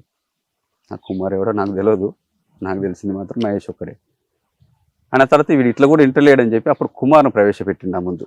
అమ్మా ప్రవేశపెడితే ఆయన వచ్చి రాజు నేను వచ్చేటోన్నా కదా రూమ్ కొనని నాకు కన్ఫర్మ్ అయింది కదా, వీడే పిలిచిండు ఆయనే పట్టించిండే నాకు అర్థమవుతూనే ఉన్నది కదా. అంటే పోలీసు వాళ్ళు వీడిని దాచిపెట్టాలి, ఈయన ద్వారా అయిందని జరగకుండా ఇంకేమో చేయాలనేది వాళ్ళు అనుకున్నారు. కానీ నేను అంత తెలియదాకా ఏం లేను కాబట్టి తీసుకొచ్చేదాకా నేను ఒప్పుకోలేదు. తీసుకొచ్చిన తర్వాత అవును ఈయన కూడా తెలుసు, మహేష్ చూపెట్టమంటే ఈయన కూడా చూపెట్టినా అని అన్నాను. ఇక తర్వాత ఆయన చెప్తాడు ఈయన కొత్తగూడెం వాడు కాదు వీడు వరంగల్లోడు అనేది ఆల్రెడీ చెప్పిండు. నన్ను లేదురా నువ్వు ఖమ్మమని కాదంట, లేదు నేను ఖమ్మమనే కొత్తగూడెమే నా ఇల్లు, చలోపా తీసుకుపోతే చూపెడతాను, మా అమ్మ ఉన్నది నాన్న చనిపోయాడు అని అదే మాట మీద ఉన్నా. ఆయన చెప్పిన దాన్ని పట్టుకొని నువ్వు కాదు చెప్తలేవని చెప్పి 3 రోజులు 4 రోజులు 5 రోజులు కొట్టిన తర్వాత అప్పటికి మడికొండ ఎస్ఐ అనుకోకుండా మైబాద్ పోలీస్ స్టేషన్కి వచ్చింది. ఆయన నన్ను చూసారే వీడెక్కడ దొరికింది మీకు, వీడు ముప్పిడి సాంబయ్య కదా అంటే అప్పుడుగా అట్లా ఆ విషయం కూడా ఓపెన్ అయింది అనమాట. అప్పుడు మళ్ళీ వచ్చి నువ్వు ఇప్పటిదాకా కొత్త కూడా ఉన్నావు, నాటకాలు చేసినావు, మళ్ళీ విపరీతంగా చిత్రహింసలు పెట్టారు. అప్పుడుగా అనివార్యంగా అవును తరాల పెళ్ళి నాది సాంబయ్య. ఆ తర్వాత మళ్ళీ అంజన్ అపాయింట్మెంట్ ఉన్నది కూడా ఆల్రెడీ ఆయన చెప్పిండు కదా, మళ్ళీ దానికోసం ఇంటరాగేషన్ అనమాట. విపరీతమైన చిత్రహింస అప్పటి పోలీసు వల్ల 3rd డిగ్రీ చిత్రహింసలు తక్కువ కాదండి, కరెంట్ షాకులు పెట్టడము, రకరకాల చిత్రహింసలు సిగరెట్లతో కాల్చడము ఇవన్నీ చేసిండ్రు. ఆయన బూటకప్ ఎన్కౌంటర్ చేయాలని కళ్ళకు గట్టేసి తీసుకుపోయి కొరివి పోలీస్ స్టేషన్లో నిలబెట్టి చెట్టు దగ్గర ఇటు తూటాలు కూడా కొట్టిండ్రు. ఆ చేసే ముందు ఒక డాక్టర్ని పిలిపించిండ్రు, ఇది నీది ఆఖరి రోజు అని నాకు ఒక కోడి కూరతో భోజనం పెట్టిండ్రు, ఇది నేను చంపేస్తున్నాము, ఇదే నీ ఆఖరి భోజనము అని చెప్తా. ఈయన ఎవరు అని అంటే డాక్టర్ని పరిచయం చేసారు, ఈయన నీ పోస్ట్ మార్టం చేసే డాక్టర్ అని అంటే ఆయన కూడా అట్లే చెప్పారు సార్ నాకు కాబట్టి చంపేస్తారు, నేను పోస్ట్ మార్టం చేయడానికి నన్ను పిలిచిండ్రు అని ఆయన చెప్పిండు. అంటే అట్లయినా వీడు చెప్తాడేమని 2 రౌండ్ ఫైర్ చేసినా కూడా నేను చెప్పదలుచుకోలేదు. నాకు అంతే మహేష్ తెలిసి ఉండే ఆయన అరెస్ట్ అయిపోయాడు, కుమార్ ఇట్టుండే అంతే. ఆంజనేయ ఎవరు నాకు తెలియదు, ఎప్పుడు ఆయన ముఖం కూడా చూడలేదు అన్నాను. ఇవన్నీ జరిగిన తర్వాత ఇక బాగా చిత్రహింసలు పెట్టినప్పుడు నేను ఇక చివరికి ఈయన చెప్పిండనేది కుమార్ చెప్పిండనేది అర్థమైన తర్వాత ఇక మనం ఇట్లా చెప్పలేము, దాచిపెట్టలేము ఆ విషయాన్ని అన్నీ అప్పటికప్పుడు ప్రిపేర్ అయ్యి అవును పరిచయమే అప్పుడప్పుడు కలిసేది అపాయింట్మెంట్ అంటే మరి ఇప్పుడు ఆయన అపాయింట్మెంట్కు తీసుకుపోవాలి అన్నారు. సరే తీసుకుపోతాను. అప్పటికి వాళ్ళందరూ ఒక 30 మంది టీం యాంటీ నక్సలైట్ స్క్వాడ్ వాళ్ళు ప్రిపేర్ అయ్యి నన్ను తీసుకొని స్నానం చేయించి డ్రెస్ చేయించి తీసుకొని పోయారు హైదరాబాద్. నువ్వు కనుక పట్టించకుండా ఏపీటీ తప్పు చెప్పి ఆయన దొరకలేదనుకో నీ మొత్తం కుటుంబాన్ని పెట్రోల్ పోసి తగలబెడతాం, నిన్ను కూడా చంపి పారేస్తాం. నేను నిజమే చెప్తున్నా, ఒకవేళ దొరకకపోతే మీరు చేస్తామనుకుంటే చేయండి అని నన్ను అట్లా తీసుకుపోయారు హైదరాబాద్. అయితే నేను అపాయింట్మెంట్ ఒరిజినల్ అపాయింట్మెంట్ కాకుండా నేను వేరే అపాయింట్మెంట్ వేరే ప్లేస్ చెప్పి టైమింగ్స్ ప్లేస్ అన్ని చేంజ్ చేసి చెప్తే వీళ్ళందరూ వచ్చి అక్కడ మఫ్టీలో ఉండి ఏపీటీ కోసం వెయిట్ చేసినాం. ప్లేస్ అది కాదు కాబట్టి ఎవరు రాలేదు, దొరకలేదు. అప్పుడు కూడా అప్పటికి నా మీద నమ్మకం లేదు, ఈ విషయాలన్నీ కూడా దాచిపెట్టినాయి కాబట్టి అందుకే పదే చెప్పాను అనమాట. నువ్వు ఈసారి కనుక వాళ్ళు దొరకలేదు అనుకో, ఇది అబద్ధం అని తేలింది అనుకో, నీకు మిగిలిన ఇచ్చేది లేదు, మీ కుటుంబాన్ని కూడా చంపేస్తామన్నారు. చంపేయండి వేరే దగ్గర తీసుకుపోయినాం కాబట్టి ఎవరు రాలేదు. సినిమా టాకీస్ దగ్గర అక్కడ ఫ్రీగా వదిలిపెట్టాను నన్ను. చుట్టూ వాళ్ళు ఉన్నారు తిరుగుతున్నారు, కానీ ఎవరెవరో వచ్చి ఏం సినిమా అండి అని దగ్గరకు వచ్చి అంటే ఆ సినిమా పేరు చెప్తే వాళ్ళు మళ్ళీ దగ్గరకు వచ్చి వీడేనారా వాడేవాడో సార్ ఏం సినిమా అంటే చెప్పిన అనేది. అట్లా జరిగిన తర్వాత అది రియల్ కాదు కాబట్టి వాళ్ళు కూడా ఎవరు దొరకలేదు. రియల్గా నేను బలహీనపడి చెప్తే పులంజన్ కూడా అరెస్ట్ అయ్యేవాడు. అప్పుడు చెప్పొద్దని కాపాడాలని దగ్గర నుంచి నేను దెబ్బలేని తిన్నాం కానీ చెప్పలేదు. అట్లా అపాయింట్మెంట్లో కూడా దొరకలేదు కాబట్టి మళ్ళీ తీసుకొచ్చి మళ్ళీ కొన్ని రోజులు నన్ను ఒక 15 రోజుల దాకా స్టేషన్లో చిత్రహింసలు చాలా పెట్టారు, నువ్వు చెప్పలేదు అనే దగ్గర నుంచి. ఇక లాస్ట్కు అరవిందరావు ఎస్పీ ఉండే అప్పుడు, ఆయన కూడా వచ్చి చూసిండు. ఏజ్ కూడా చిన్నది అప్పటికి, నేను 16 years కాబట్టి వదిలేద్దాం, కేసు పెట్టి జైలు పంపండి, చూద్దాం మారుతుందేమో ఒక ఛాన్స్ ఇద్దామని అన్నాడు ఆయన. కాబట్టి అప్పుడు నన్ను మళ్ళీ కొద్ది రోజులు ఈ గాయాలని మణిపేదాకా ఉంచి తీసుకుపోయి అప్పుడే అరెస్ట్ చేసినట్టుగా కథ చెప్పలేదు. ఇన్ని రోజులు ఒక సంవత్సరం జైల్లో ఉన్నాను, వరంగల్ జైల్లో. ఇన్ని చిత్రహింస పెట్టినప్పుడు ఎప్పుడైనా అనిపించలేదు ఎందుకురా మనకి ఇదంతా అని? అంటే మీ బలం అలాంటిదా? ఛాన్సే లేదు. చనిపోవడానికి సిద్ధపడే నేను పోయినా కదా. అనేక పుస్తకాలు చదివింది ఉన్నాను నేను పార్టీలోకి పోకంటే ముందే. 200-250 పుస్తకాలు, సైద్ధాంతిక పుస్తకాలు, నవలలు, వాటిలో ఇతర దేశాల విప్లవ చరిత్రలు, దాంట్లో అనేక చిత్రహింసలు పెట్టినటువంటి కామ్రేడ్స్ ఎంత దృఢంగా వ్యవహరించిండ్రు, వాళ్ళు ఎట్లా ప్రాణాలు ఇచ్చిండ్రు అనేటువంటి ఎంతో స్ఫూర్తిగా మేము అప్పటి తరం తీసుకునే వాళ్ళం. కాబట్టి అవన్నీ కూడా నా మైండ్లో ఉన్నాయి కాబట్టి నేను దేనికి లొంగడానికి సిద్ధంగా లేను. నన్ను ముక్కలుగా నరికినా కూడా నేను ఏ విషయం చెప్పొద్దనే కమిట్మెంట్ తోటి ఉన్నాను కాబట్టి నేను చెప్పలేదు. ఆయన సంవత్సరం పాటు జైల్లో ఉన్నారు. జైల్లో బయటకు వచ్చాక అదే వీళ్ళు బెయిల్ మీద తీసుకొచ్చి రమ్మన్నాను వాళ్ళే. ఇప్పటికైనా పోకరాని చాలా బతిలాడిండ్రు, ఏడ్చిండ్రు. అయినా నా స్పిరిట్ ఏం తగ్గలేదు ఆయన చిత్రహింసలకు గురైన జైల్లో కూడా పుస్తకాలు చదివినాం. Jail campaign Warangal jail? Warangal jail, Warangal central jail. కాబట్టి ఇంకా స్పిరిట్ పెరిగిందే తప్ప తగ్గలేదు నాలో. కాబట్టి నేను రాగానే పార్టీ మళ్ళీ కాంటాక్ట్ వస్తే పోవాలనే సంసిద్ధతతో ఉన్నాను. అప్పటికి నేను అనుకున్నట్టుగానే నెల రోజులు కూడా కాలేదు, వెంటనే పార్టీ మళ్ళీ నా దగ్గరకు ఉత్తరం పంపింది. రణదైవం ఉండే అప్పుడు బయట పంపింది మీ మీద ఒక అబ్జర్వేషన్ ఉంటుంది కదా, ఎవరు చేయలేదా అప్పట్లో పోలీసులు? అప్పుడు రూరల్లో రోజువారీగా వచ్చి ఎవరు వస్తున్నారని అబ్జర్వ్ చేయలేరు కదా. మట్టిలో అప్పుడప్పుడు వచ్చేవాళ్ళు, తిరిగేవాళ్ళు. కానీ వచ్చి పోలీస్ స్టేషన్కి అటెండెన్స్ కోసం కూడా పోయినా నేను 1-2 సార్లు. సండే పోయి సంతకం పెట్టి వచ్చేది. మిగతా రోజులలో 24 hours ఎవరు ఉంటారు కదా. అట్లా లెటర్ ఏం పంపింది మీకు? అదే మళ్ళీ నువ్వు ఏమనుకుంటున్నావు, వస్తావా విరమించుకుంటావా, రావాలనుకుంటే మాత్రం నువ్వు రా, వెంటనే అపాయింట్మెంట్ ఉన్నది అనేది క్రాంతి అనేది ఉత్తరం రాసి పంపిండు. ఆ ఉత్తరం చూడగానే నేను పోవాలనేదే నిర్ణయించుకొని ఉన్నాను. కాబట్టి వెంటనే మళ్ళీ నేను ఎక్కడ కలిసారు మీకు? అప్పుడు ములుగా కాదు, హనుమకొండలో కొత్తూరు. అప్పుడు మన ప్రకాష్ అని అప్పుడు ఒక ఆర్గనైజర్ జైలు నుంచి బయటకు వెళ్ళగానే పట్టుకొని చంపేసారు. ఆ అమ్మ ఇప్పటికి ఉన్నది, బతుకున్నది. వాళ్ళ ఇంట్లో వాళ్ళ కుటుంబం అంతా, భాగ్యక్క వాళ్ళ పులంజన్న భార్య వాళ్ళ తల్లి అక్కడ సినిమాటాకీస్ దగ్గర అపాయింట్మెంట్. అడిగి పోయిన తర్వాత వాళ్ళ తమ్ముడు చిన్నోడు సీను అని తర్వాత గ్రైనేడ్ బేలి చనిపోయింది మెదక్లో. అప్పుడు వాడు చిన్నోడే, నాకంటే చిన్న వయసు. వాడు అప్పుడు చదువుకుంటేనే వాడు కొరియర్గా, క్రాంతి అనేది ఒక కొరియర్గా పనిచేసేవాడు. ఇట్లాంటి అపాయింట్మెంట్స్కు పిల్లోడు కాబట్టి అనుమానం రాదని నేను పంపించాడు. సైకిల్ మీద వచ్చి నన్ను రిసీవ్ చేసుకొని భాగ్యక్క వాళ్ళ ఇంటికి వాళ్ళ ఇల్లుకే. క్రాంతి రణదేవు తర్వాత అప్పటి రామకృష్ణ నాగేశ్వరరావు, అప్పటికి వాళ్ళు ఇంకా చనిపోలే, పాత రామకృష్ణ నాగేశ్వరరావు ఉండే స్టూడెంట్ లీడర్స్. రామకృష్ణ జిల్లా కమిటీ మెంబరు, ఈయన స్టూడెంట్ ఆర్గనైజర్. ఆయన చెప్పింది ఎక్కడికి వెళ్ళారు మీరు? వాళ్ళు వచ్చి కలిసి మాట్లాడి నన్ను హైదరాబాద్ అపాయింట్మెంట్ పంపారు.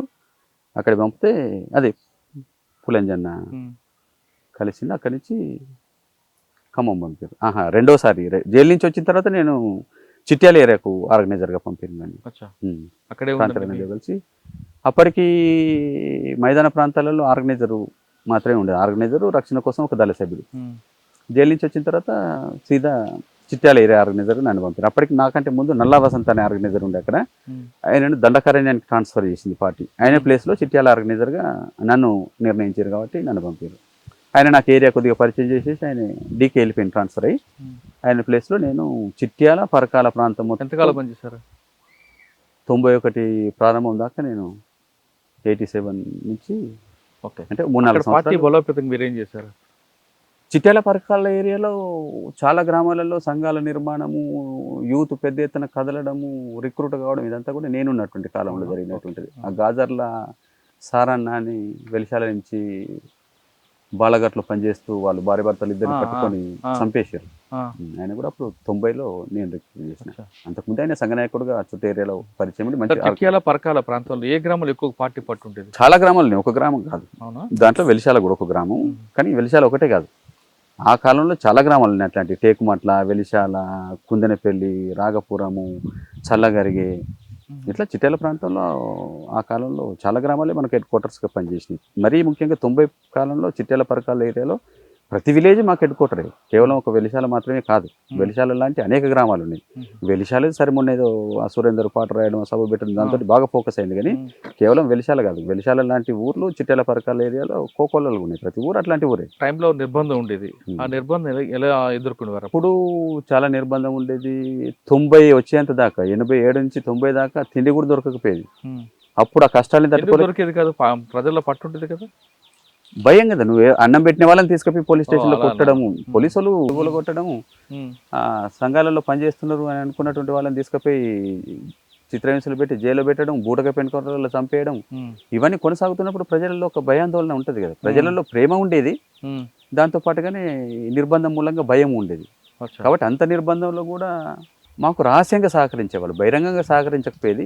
వాళ్ళు సహకరించారు కాబట్టి మా లాంటి ఆర్గనైజర్లు ఆ కాలంలో బతికారు. ఎవరు ఇళ్లలోకి పోతే అప్పుడు మైదాన ప్రాంతం కాబట్టి ఇళ్లలోనే దాచుకునేవాళ్ళు. చిట్యాల నుండి ఎక్కడికి వెళ్ళారు? చిట్యాల పరకాల ఆర్గనైజర్గా పనిచేసి నేను 91 ప్రారంభంలో ఆ ప్రాంతాల నుంచి నన్ను ఏటునాగరం దళ కమాండర్గా బదిలీ చేశారు. అప్పటికి అడవి ప్రాంత దళాలు 2 ఉండేవి, మహాదేవ్పూర్ దళము, ఏటునాగరం దళం అని 2 దళాలు. ఏటునాగరం దళానికి జంపన్న కమాండర్గా ఉండేవాడు నాకంటే ముందు. మహాదేవ్పూర్కు జనార్దన్ అనే ఒక కమాండర్ ఉండే, ఆయన చాలా కాలం కింద లొంగిపోయి సాధారణ జీవితం గడుపుతున్నాడు. ఆ 2 అడవి దళాలు ఉండేది. ఏటునాగర్ ఎంతకాలం పనిచేశారు? 91లో నేను పోతే జంపన్న రిలీవ్ అయిన ప్లేస్లో నేను కమాండర్ అయ్యాను. కమాండర్ అయినాక జస్ట్ 6-8 నెలల తర్వాత డీవీసీలోకి తీసుకున్నారు. అప్పుడు కొత్తగా ఈ అడవి ప్రాంతాన్ని అంతా ఉద్యమాన్ని విస్తరించాలనే దాంతో అదొక ప్రత్యేక జిల్లా కమిటీ ఏర్పాటు చేశారు. కరీంనగర్, ఖమ్మము, వరంగల్ జిల్లా ఫారెస్ట్ ప్రాంతాన్ని కలిపి NTFD అనే పేరుతోటి ఉత్తర తెలంగాణ ఫారెస్ట్ డివిజనల్ కమిటీ అని కొత్తగా డివిజనల్ కమిటీ ఏర్పాటు చేసినప్పుడు ఫస్ట్ డివిజనల్ కమిటీలో అదే Mahesh Erramreddy Santosh Reddy divisional committee secretary, మళ్ళీ ఇక్కడ కూడా ఆయనతో కలిసి పనిచేసే అవకాశం వచ్చింది. మళ్ళీ అప్పటికి ఆయన జైలు నుంచి రిలీజ్ అయ్యి ఆ ప్రాంతానికి వచ్చింది కాబట్టి మళ్ళీ ఒకసారి అరెస్ట్ల కంటే ముందు మేము కలిసి పనిచేసినాం, అరెస్టుల తర్వాత మళ్ళీ పనిచేసాం. ఒక సంవత్సరం పనిచేస్తారు. సంవత్సరం కాదు, 2000 సంవత్సరం దాకా నేను అక్కడే ఉన్నాను. జిల్లా కమిటీ ఏర్పడినప్పుడు ఆయన ఫస్ట్ రిలీవ్ అయినప్పుడు జంపన్న జిల్లా NTFD కార్యదర్శి అయ్యాడు. ఆయన రిలీవ్ అయ్యి పై కమిటీలోకి పోయినప్పుడు నేను ఆ కమిటీ కార్యదర్శి అయ్యాను. 95 వరకు నేను కార్యదర్శి అయినా. 95లోనే ఉత్తర తెలంగాణ స్పెషల్ జోన్ NTHZC ఏర్పడింది కదా, ఆంధ్ర నుంచి విడదీసి అదొక రాష్ట్ర కమిటీ స్థాయి ఇవ్వడం జరిగింది. అదే టైంలో పోలీస్ మీద దాడి ఉంటుంది. 95 నుంచి 2000 వరకు 5 సంవత్సరాలు నేను NTHZC మెంబర్ గా పనిచేసాను.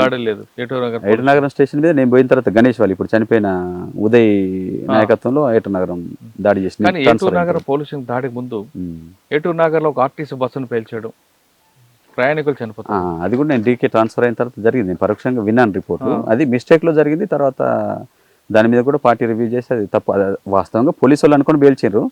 అది పోలీసు వాళ్ళు జాగ్రత్తగా తప్పుకోవడంతో సాధారణ జనం రావడం, ఆ జనం అందరూ కూడా మాకు ఆత్మీయులే, మా సంఘాలలో పనిచేసే వాళ్ళు, పరిచయం తిండి పెట్టినటువంటి కుటుంబాలే. ఆ విషయంలో పార్టీ కూడా చాలా దుఃఖానికి గురైంది. అదే మన ప్రజల్ని మనమే చంపుకున్నాం అనేది.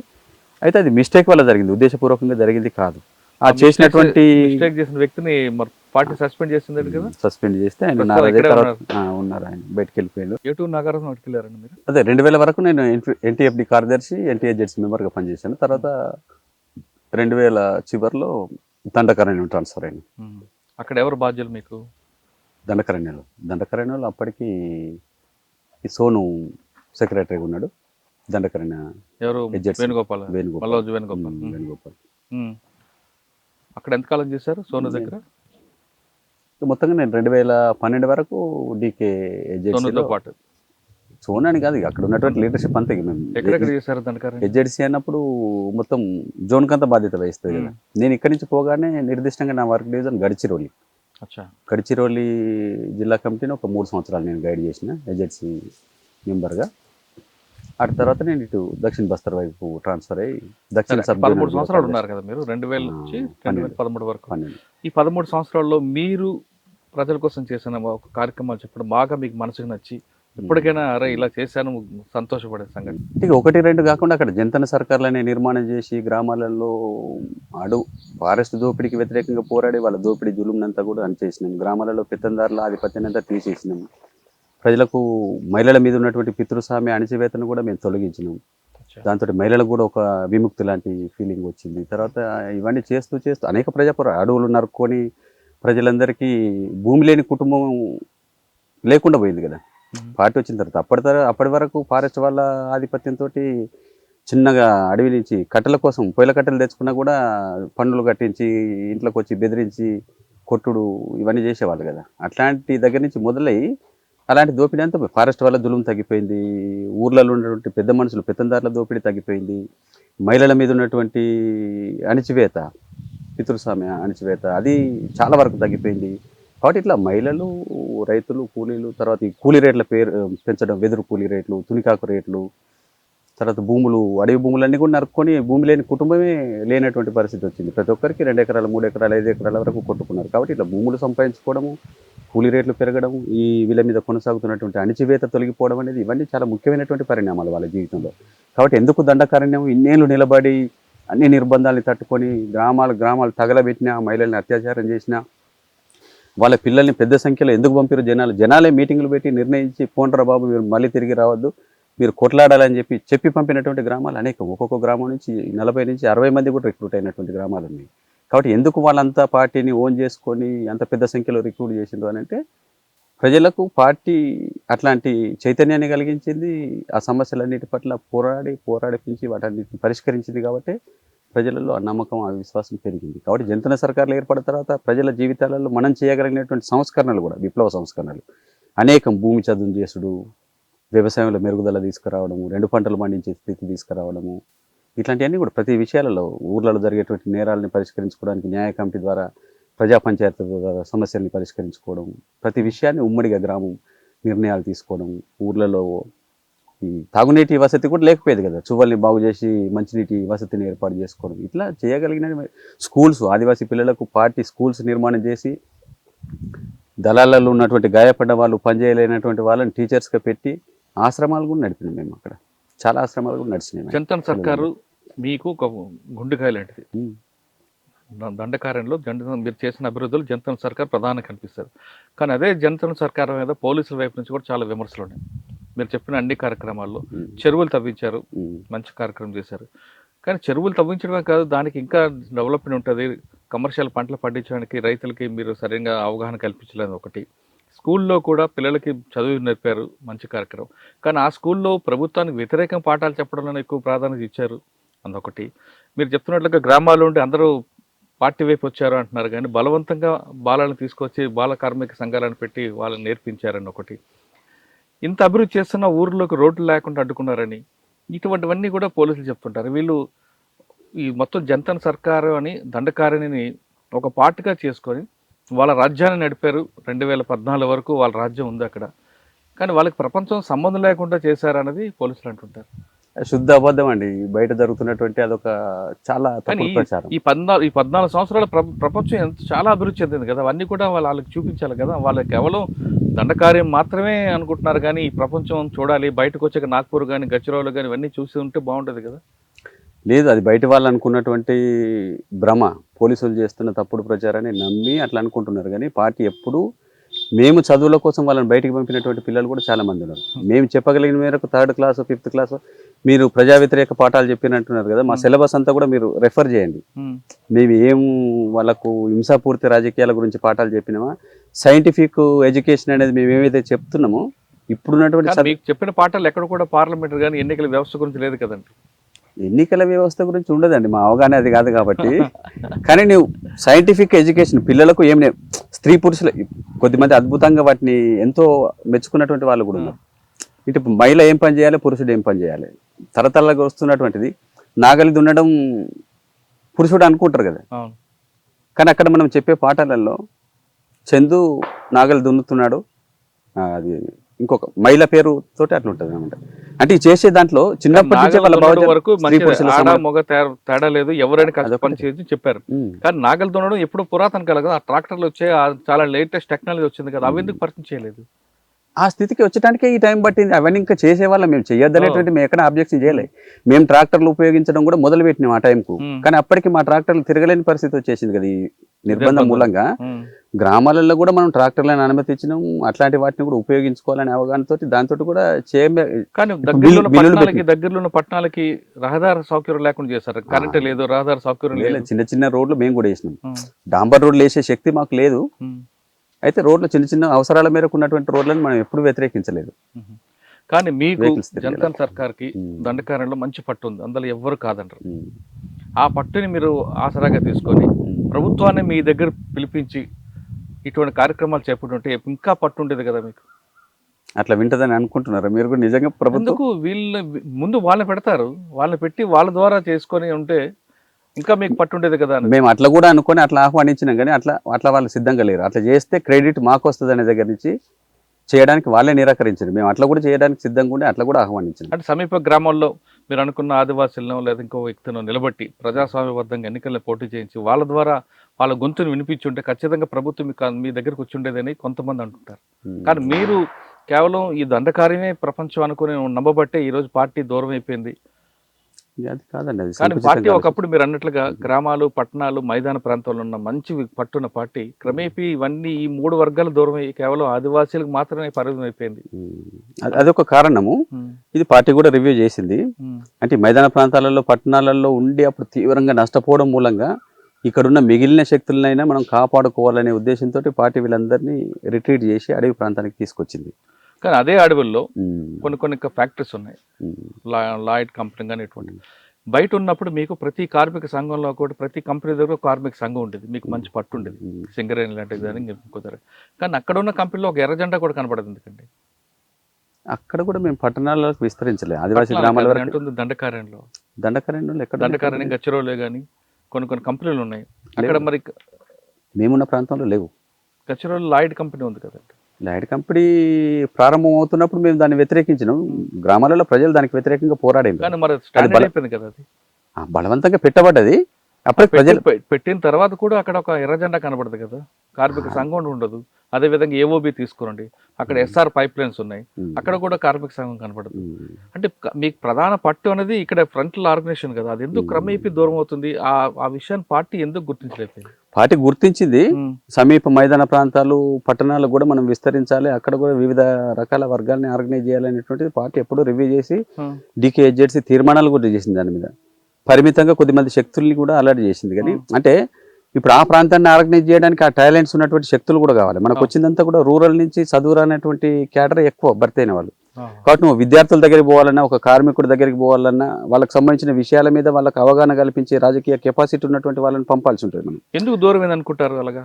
బాగా చదువు మీరు మీ టైంలో ఐడియాలజీ అంటే ఇక్కడ మైదానాలు పట్టణాలు బలహీనపడడం అనేది పార్టీకి ఒక పెద్ద డ్రాబ్యాక్. అది ఎందుకు బలహీనపడింది? అదే ఇప్పుడు చెప్పిన కదా, అంటే ఇక్కడ తీవ్రమైన నిర్బంధం కొనసాగించింది ప్రభుత్వం. దాంతో ఇక్కడ ఉన్న వాళ్ళు చాలా మంది ఎన్కౌంటర్లలో చనిపోయారు, మైదానాలు కానీ పట్టణాలు కానీ. చివరికి చెరుకూరు రాజకుమార్ దాకా కూడా పట్టణాలలో కొద్ది మందినైనా మనం మిగిల్చి చేసినాం అట్లా. కానీ అందరూ అరెస్టులు కావడం, బూటకపు ఎన్కౌంటర్లలో చనిపోవడం జరిగింది. తర్వాత మిగిలిన కొద్ది మందిని మనం రక్షించుకోవడానికి మనం అడవులకు తరలించినాం. కానీ చెరుకూరు రాజకుమార్ గారు చనిపోయినా, ఎవరు చనిపోయినా ఇప్పుడు సాంబయ్య లాంటి వాళ్ళు, కరెక్ట్ కట్టిన వాళ్ళు చాలా మంది పట్టణాలు ఉన్నారు. వాళ్ళందరినీ ఎందుకు కూడగట్టలేదు పార్టీ? అదే అంటున్నా కదా, కూడగట్టే వాళ్ళందరినీ మిగిలిన వాళ్ళను రక్షించుకోవడంలో భాగంగా అడవికి తీసుకుపోయిన తర్వాత మేము అన్నింటినీ వదిలేసాం. ఇక రక్షణే ప్రధానం. లేకపోతే ఆ కూడగట్టే శక్తిని ఆ కొద్ది మందిని కూడా మనం కోల్పోతాం అనేటువంటి స్థితి వచ్చిన తర్వాత వాళ్ళందరినీ మనం రక్షించుకోవడానికి తెచ్చిన తర్వాత అక్కడ ఎవరు లేకుండా అయినారు. పట్టణాల మైదానాలన్నీ ఖాళీ చేసి ప్రజల్లో మార్పు వచ్చింది అనుకుంటా. లేదు, ప్రజలలో మార్పు కూడా వచ్చింది. కానీ ఆ మార్పు వచ్చే కంటే ముందే మేము అక్కడ ఉన్నటువంటి శక్తుల్ని తరలించినాము. తరలించిన తర్వాత దాన్ని కంటిన్యూ చేసేటువంటి శక్తి లేకుండా పోయింది. నీకు పట్టణాలలో ఎంత నిర్బంధం ఉన్నా ఆర్గనైజర్లు కంటిన్యూగా మా నిర్మాణాలు కొనసాగినప్పుడు ఈ దుస్థితి రాలేదు. ఎందుకంటే కంటిన్యూగా పార్టీ వాయిస్ ఏంటిది అనేది బయట మీడియా చెప్పేటువంటిది రకరకాల కట్టుకథలు ఉంటాయి, పోలీసు వాళ్ళు చెప్పే వర్షన్ వేరు ఉంటుంది. అసలు వాస్తవం ఏంటిది అనేది ఎప్పటికప్పుడు ప్రజలకు ఆ కాలంలో చాలా అందేది. ఎందుకంటే అట్లాంటి నెట్వర్క్, అట్లాంటి మెకానిజం ఉండేది ఆర్గనైజర్లు ఉన్నప్పుడు. ఆర్గనైజర్లే మేము లేకుండా మొత్తం అడవులకు తరలించబడిన తర్వాత నీకు ఆ నెట్వర్కే లేదు మనది. అదే అనుకుంటారా? లేదా బయటకు వచ్చిన ప్రపంచంలో, సమాజంలో కుల సంఘాలు పెరగడం కానీ, లేదా వ్యక్తుల్లో స్వార్థం పెరగడం కానీ, మీలాంటి వాళ్ళు అప్పుడు వర్గపోరుకు ఎక్కువ ప్రాధాన్యత ఇచ్చారు. ఇప్పుడు కానీ వర్గపోరుక, స్వార్థపోరుక ఉండదు. ఇది కూడా పార్టీ దూరం అవడానికి ఒక కారణం అనుకోవచ్చా? అది ఒక కారణము. కానీ నిజంగా పార్టీ ఉండి ఉంటే దానికి వ్యతిరేకంగా కూడా ప్రోగ్రామ్ తీసుకుని ఎడ్యుకేట్ చేస్తే ఇంకా కొంత ఆలోచించేటువంటి శక్తులన్నింటినీ కూడా కూడగట్టు. 2014లో ఒక తీర్మానంలో పార్టీ క్రమేపీ దూరం అవుతుంది, దాని కారణాలు రాయించుకున్న బుక్కులు తర్వాత ఎందుకు దాన్ని పక్కన పెట్టుకుంటూ వచ్చారండి? పక్కకు పెట్టడం అంటేనే పార్టీకి సంబంధించిన శక్తి సామర్థ్యాల సమస్య కూడా ఉందండి. ఒకప్పుడు మైదానం నుంచి పట్టణాల నుంచి రిక్రూట్మెంట్ కంటిన్యూస్గా వచ్చినప్పుడు వాళ్ళు కొద్దిగా బెటర్గా ఉంటారు కాబట్టి ఆ టాలెంట్ తోటి వాళ్ళు అట్లాంటి వర్గాలలో పోయి పనిచేసే వాళ్ళు ఉండేది. మా రిక్రూట్మెంట్లోనే మొత్తంగా ఆదివాసీ ప్రాంతానికి పరిమితమైన, అది వాస్తవమే. ఆదివాసుల నుంచి చదువు రాని వాళ్ళ రిక్రూట్మెంటే ఎక్కువ. కాబట్టి వాళ్ళ దళాలలో కమాండర్లుగా, అంతకంటే పై స్థాయిలో మిలిటరీ చర్యలు చేసి ఇట్లాంటి వాళ్ళు, లేదా గ్రామీణ ప్రాంతంలో ఉన్న ప్రజల్ని ఆర్గనైజ్ చేసే శక్తి సామర్థ్యాలు పెరిగినాయి తప్ప. అంతేనా? పట్టణాలు లేదు, స్టేట్ కమిటీకి సెంట్రల్ కమిటీ మధ్యన గ్యాప్ రావడం, సెంట్రల్ కమిటీలో విడిపోవడాలు, సెంట్రల్ కమిటీలో రకరకాల భిన్నాభిప్రాయాలు రావడం అది కారణం అనుకో. భిన్నాభిప్రాయాలు ఈ విషయాలలో లేవు. మైదాన ప్రాంతాలలో కానీ పట్టణాలలో కానీ మళ్ళీ మనం ఎంటర్ కావాలి, అక్కడ ఉన్నటువంటి వివిధ రకాల వర్గాలలో పోవాలి, వాళ్ళని ఆర్గనైజ్ చేయాలనే దాంట్లో భిన్నాభిప్రాయాలు లేవు. కానీ మనకు శక్తులు లేక దాన్ని మనం చేయలేకపోయినాం. 1-2 చోట్ల మనం అలాంటి చేసిన దగ్గర కొద్ది ఫలితాలు వచ్చినాయి, దాన్ని కంటిన్యూ చేయలేకపోయినాం. ఇవన్నీ మన బలహీనతలు. అలాంటి శక్తులు లేకపోవడం, వాళ్ళని గైడ్ చేసే శక్తులు లేకపోవడం తోటి మనం దాన్ని ఎంటర్ అయ్యి అట్లా చేయలేకపోయినాము. ఆ విషయాలలో భిన్నాభిప్రాయం లేదు. అది చేయాలనేది. దాదాపు 13 సంవత్సరాలు ఉన్నారు దొండకారణ్యంలో, బాగా నిర్బంధం. ఈ నిర్బంధాలు ఎలాగ మీరు ఎదుర్కొన్నారు? 13 ఏళ్ళలో కూడా మీకు దాడులు, చాలా దాడులు తప్పించుకుని ఉంటారు. 1-2 చెప్పండి తప్పించుకున్న దాడులు. దండకారణ్యంలో దాడులు జరిగింది తక్కువ నా మీద. ఎందుకంటే దండకారణ్యంలో అప్పటికే నేను పోయిన తర్వాత ఈ గ్రామరాజ్య కమిటీని జనతన సర్కార్లుగా మార్చడం ఇవన్నీ మొదలైన తర్వాత ప్రజలలో మేము బాగా కన్సాలిడేట్ అయినాం. ప్రతి ఊరు మాకు ఒక ఉక్కు కాటలాగా మారింది. ప్రజలందరూ దాదాపు ఏదో ఒక నిర్మాణంలో ఉన్నారు. ఏ ఊర్లో నువ్వు చూసినా ఏ ఒక్క మనిషి కూడా ఆ నిర్మాణాల నుంచి బయట లేరు. మహిళలు, పురుషులు, పిల్లలు, అన్ని రకాల వాళ్ళు ఉన్నారు. క్యాంపులు ఉన్నా సరే మీకు సపోర్ట్ ఉంటుంది. వాళ్ళే సెంట్రీలు ఉంటారు కాబట్టి మీకు ఆవిడ బయలుదేరంగానే మనకు సమాచారం వస్తుంది. వస్తే మిలిషియా వాళ్ళే ముందు అక్కడ అటాక్ చేసి వాళ్ళని డిస్టర్బ్ చేస్తారు, వీళ్ళని అలర్ట్ చేస్తారు. కాబట్టి మా మీద డైరెక్ట్ దాడులు జరగడానికి నేనున్న కాలంలో అవకాశం లేదు. శత్రువు అప్పటికి ఇంకా బలం అంత పెంచుకోలేదు కాబట్టి అట్లా డీకేలో నేను దాడులకు గురైన తక్కువ. నేను NTFDలో ఉన్నప్పుడు ఎన్కౌంటర్స్లో నా మీద జరిగినాయి, వాటిలో ప్రతిఘటిస్తూ ఫైరింగ్ చేస్తూ తప్పుకున్న ఘటనలు ఉన్నాయి. తర్వాత ఒడిశాకు పోయిన తర్వాత అక్కడ మేము వీక్ కాబట్టి అక్కడ పోయిన తర్వాత చాలా ఘటనలు జరిగినాయి. ఎక్కడ ఒడిశాలో ప్రజా పునాది అంత పెరగలేదు కదా డీకే లాగా. శత్రు సమాచారం పోవడం ఒడిశాలో ఏఓబి ప్రాంతంలో బాగా పెరిగింది కదా, మల్కన్గిరి ఏఓబి ఆ ప్రాంతం అక్కడ కొంత పెరిగింది, తర్వాత వీక్ అయింది అనుకోండి. మేము పోయినటువంటి ప్రాంతంలో అక్కడ కూడా ఒక 2 years వరకు బాగా ప్రజల్లో ప్రభావం పడింది. మీకు పనిచేసిన ప్రాంతంలో కూడా కొంచెం ప్రజల సపోర్ట్ ఉండాలి. నౌపాడ గానీ గరియాబాద్ ఇటు ప్రాంతాల్లో ఉన్నారు. 2-3 సంవత్సరాల వరకు చాలా సపోర్ట్ ఉంది. అక్కడ కూడా ఇదే నిర్బంధం మొదలై క్యాంపులు వేయడం, తర్వాత సహకరించిన వాళ్ళని అరెస్ట్ చేయడం, జైలు పెట్టడం ప్రారంభమైన తర్వాత మళ్ళీ ప్రజల్లో కొంత భయాందోళనలు నెలకొని ఆ ఒరిస్సాలో తప్పించుకున్న ఘటన చెప్పండి. మేమే దాడి నుంచి ఎన్కౌంటర్లు చాలా జరిగినాయి, ఒకటి కాదు. ఇప్పుడు నేను చివరికైతే 23లో కులాడి ఘటన నేను రాసి పంపినటువంటిది ఒకటి ఉండదు. చలపతి చనిపోయిన ఘటన, అదొక పెద్ద ఇన్సిడెంట్ కదా. చెప్పండి. 16 మంది అమరులైనటువంటిది. మేము డివిజన్ ప్లీనం జరపాలనేటువంటి ఈ డివిజన్ ప్లీనం జరపడానికి కూడా వాస్తవంగా నేను వ్యతిరేకించాను, నా భిన్నాభిప్రాయం అది. ఖగార్ ఆపరేషన్ స్టార్ట్ అయిన తర్వాత ఇలాంటి మనం ఈ పెద్ద మొత్తంలో మొబిలైజేషన్ అనేటువంటి ప్రోగ్రామ్సే పెట్టుకోవద్దు. చిన్న చిన్న టీములుగా విడిపోయి ఈ 2 ఏళ్ళు ఖగార్ ఆపరేషన్ పూర్తి అయ్యేంత వరకు కూడా కేవలం మనం ఉత్తర ప్రత్యుత్తరాల సంబంధాలలో ఉంటూ ఖగారు పూర్తయినక్కడే మళ్ళీ కలవాలనేటువంటిది నా అవగాహన. కానీ మీ అవగాహన మంచిదే, కానీ చలపతి అతని భార్య ఇద్దరు కలిపి ఫోటోలు దిగడం, ల్యాప్టాప్లు ఉండడం, అదే ఒక మైనస్ అయింది అనేది.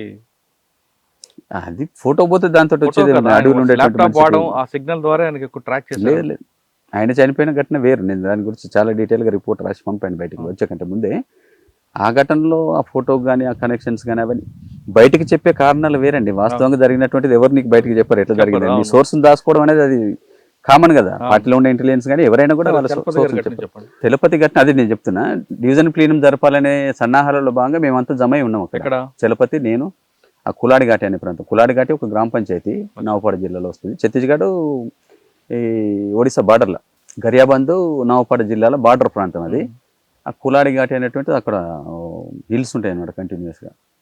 అక్కడ అప్పటికే శత్రువు కేంద్రీకరణ క్యాంపులు వేసారు, స్పెషల్ బ్యాచెస్ తయారు చేసిన తర్వాత నిరంతరం కూంబింగ్ జరుగుతున్నాయి. ఆ ప్రాంతంలో ఆ టైంలో అట్లాంటి ప్రోగ్రామ్ పెట్టుకోవడమే అసలు తప్పు. అయినప్పటికీ ఆల్రెడీ కమిటీ ఒక నిర్ణయం చేసుకున్నాం కాబట్టి దాన్ని కంటిన్యూ చేయడంలో భాగంగా మేము అక్కడక్కడే టచ్ ఆడుతూ ఈ సన్నాహాలన్నీ చేసుకున్నాం. ప్రిపరేషన్ అంతా, ఈ ప్రిపరేషన్ చేస్తున్నదంతా వాచ్ చేస్తున్నాడు శత్రువు.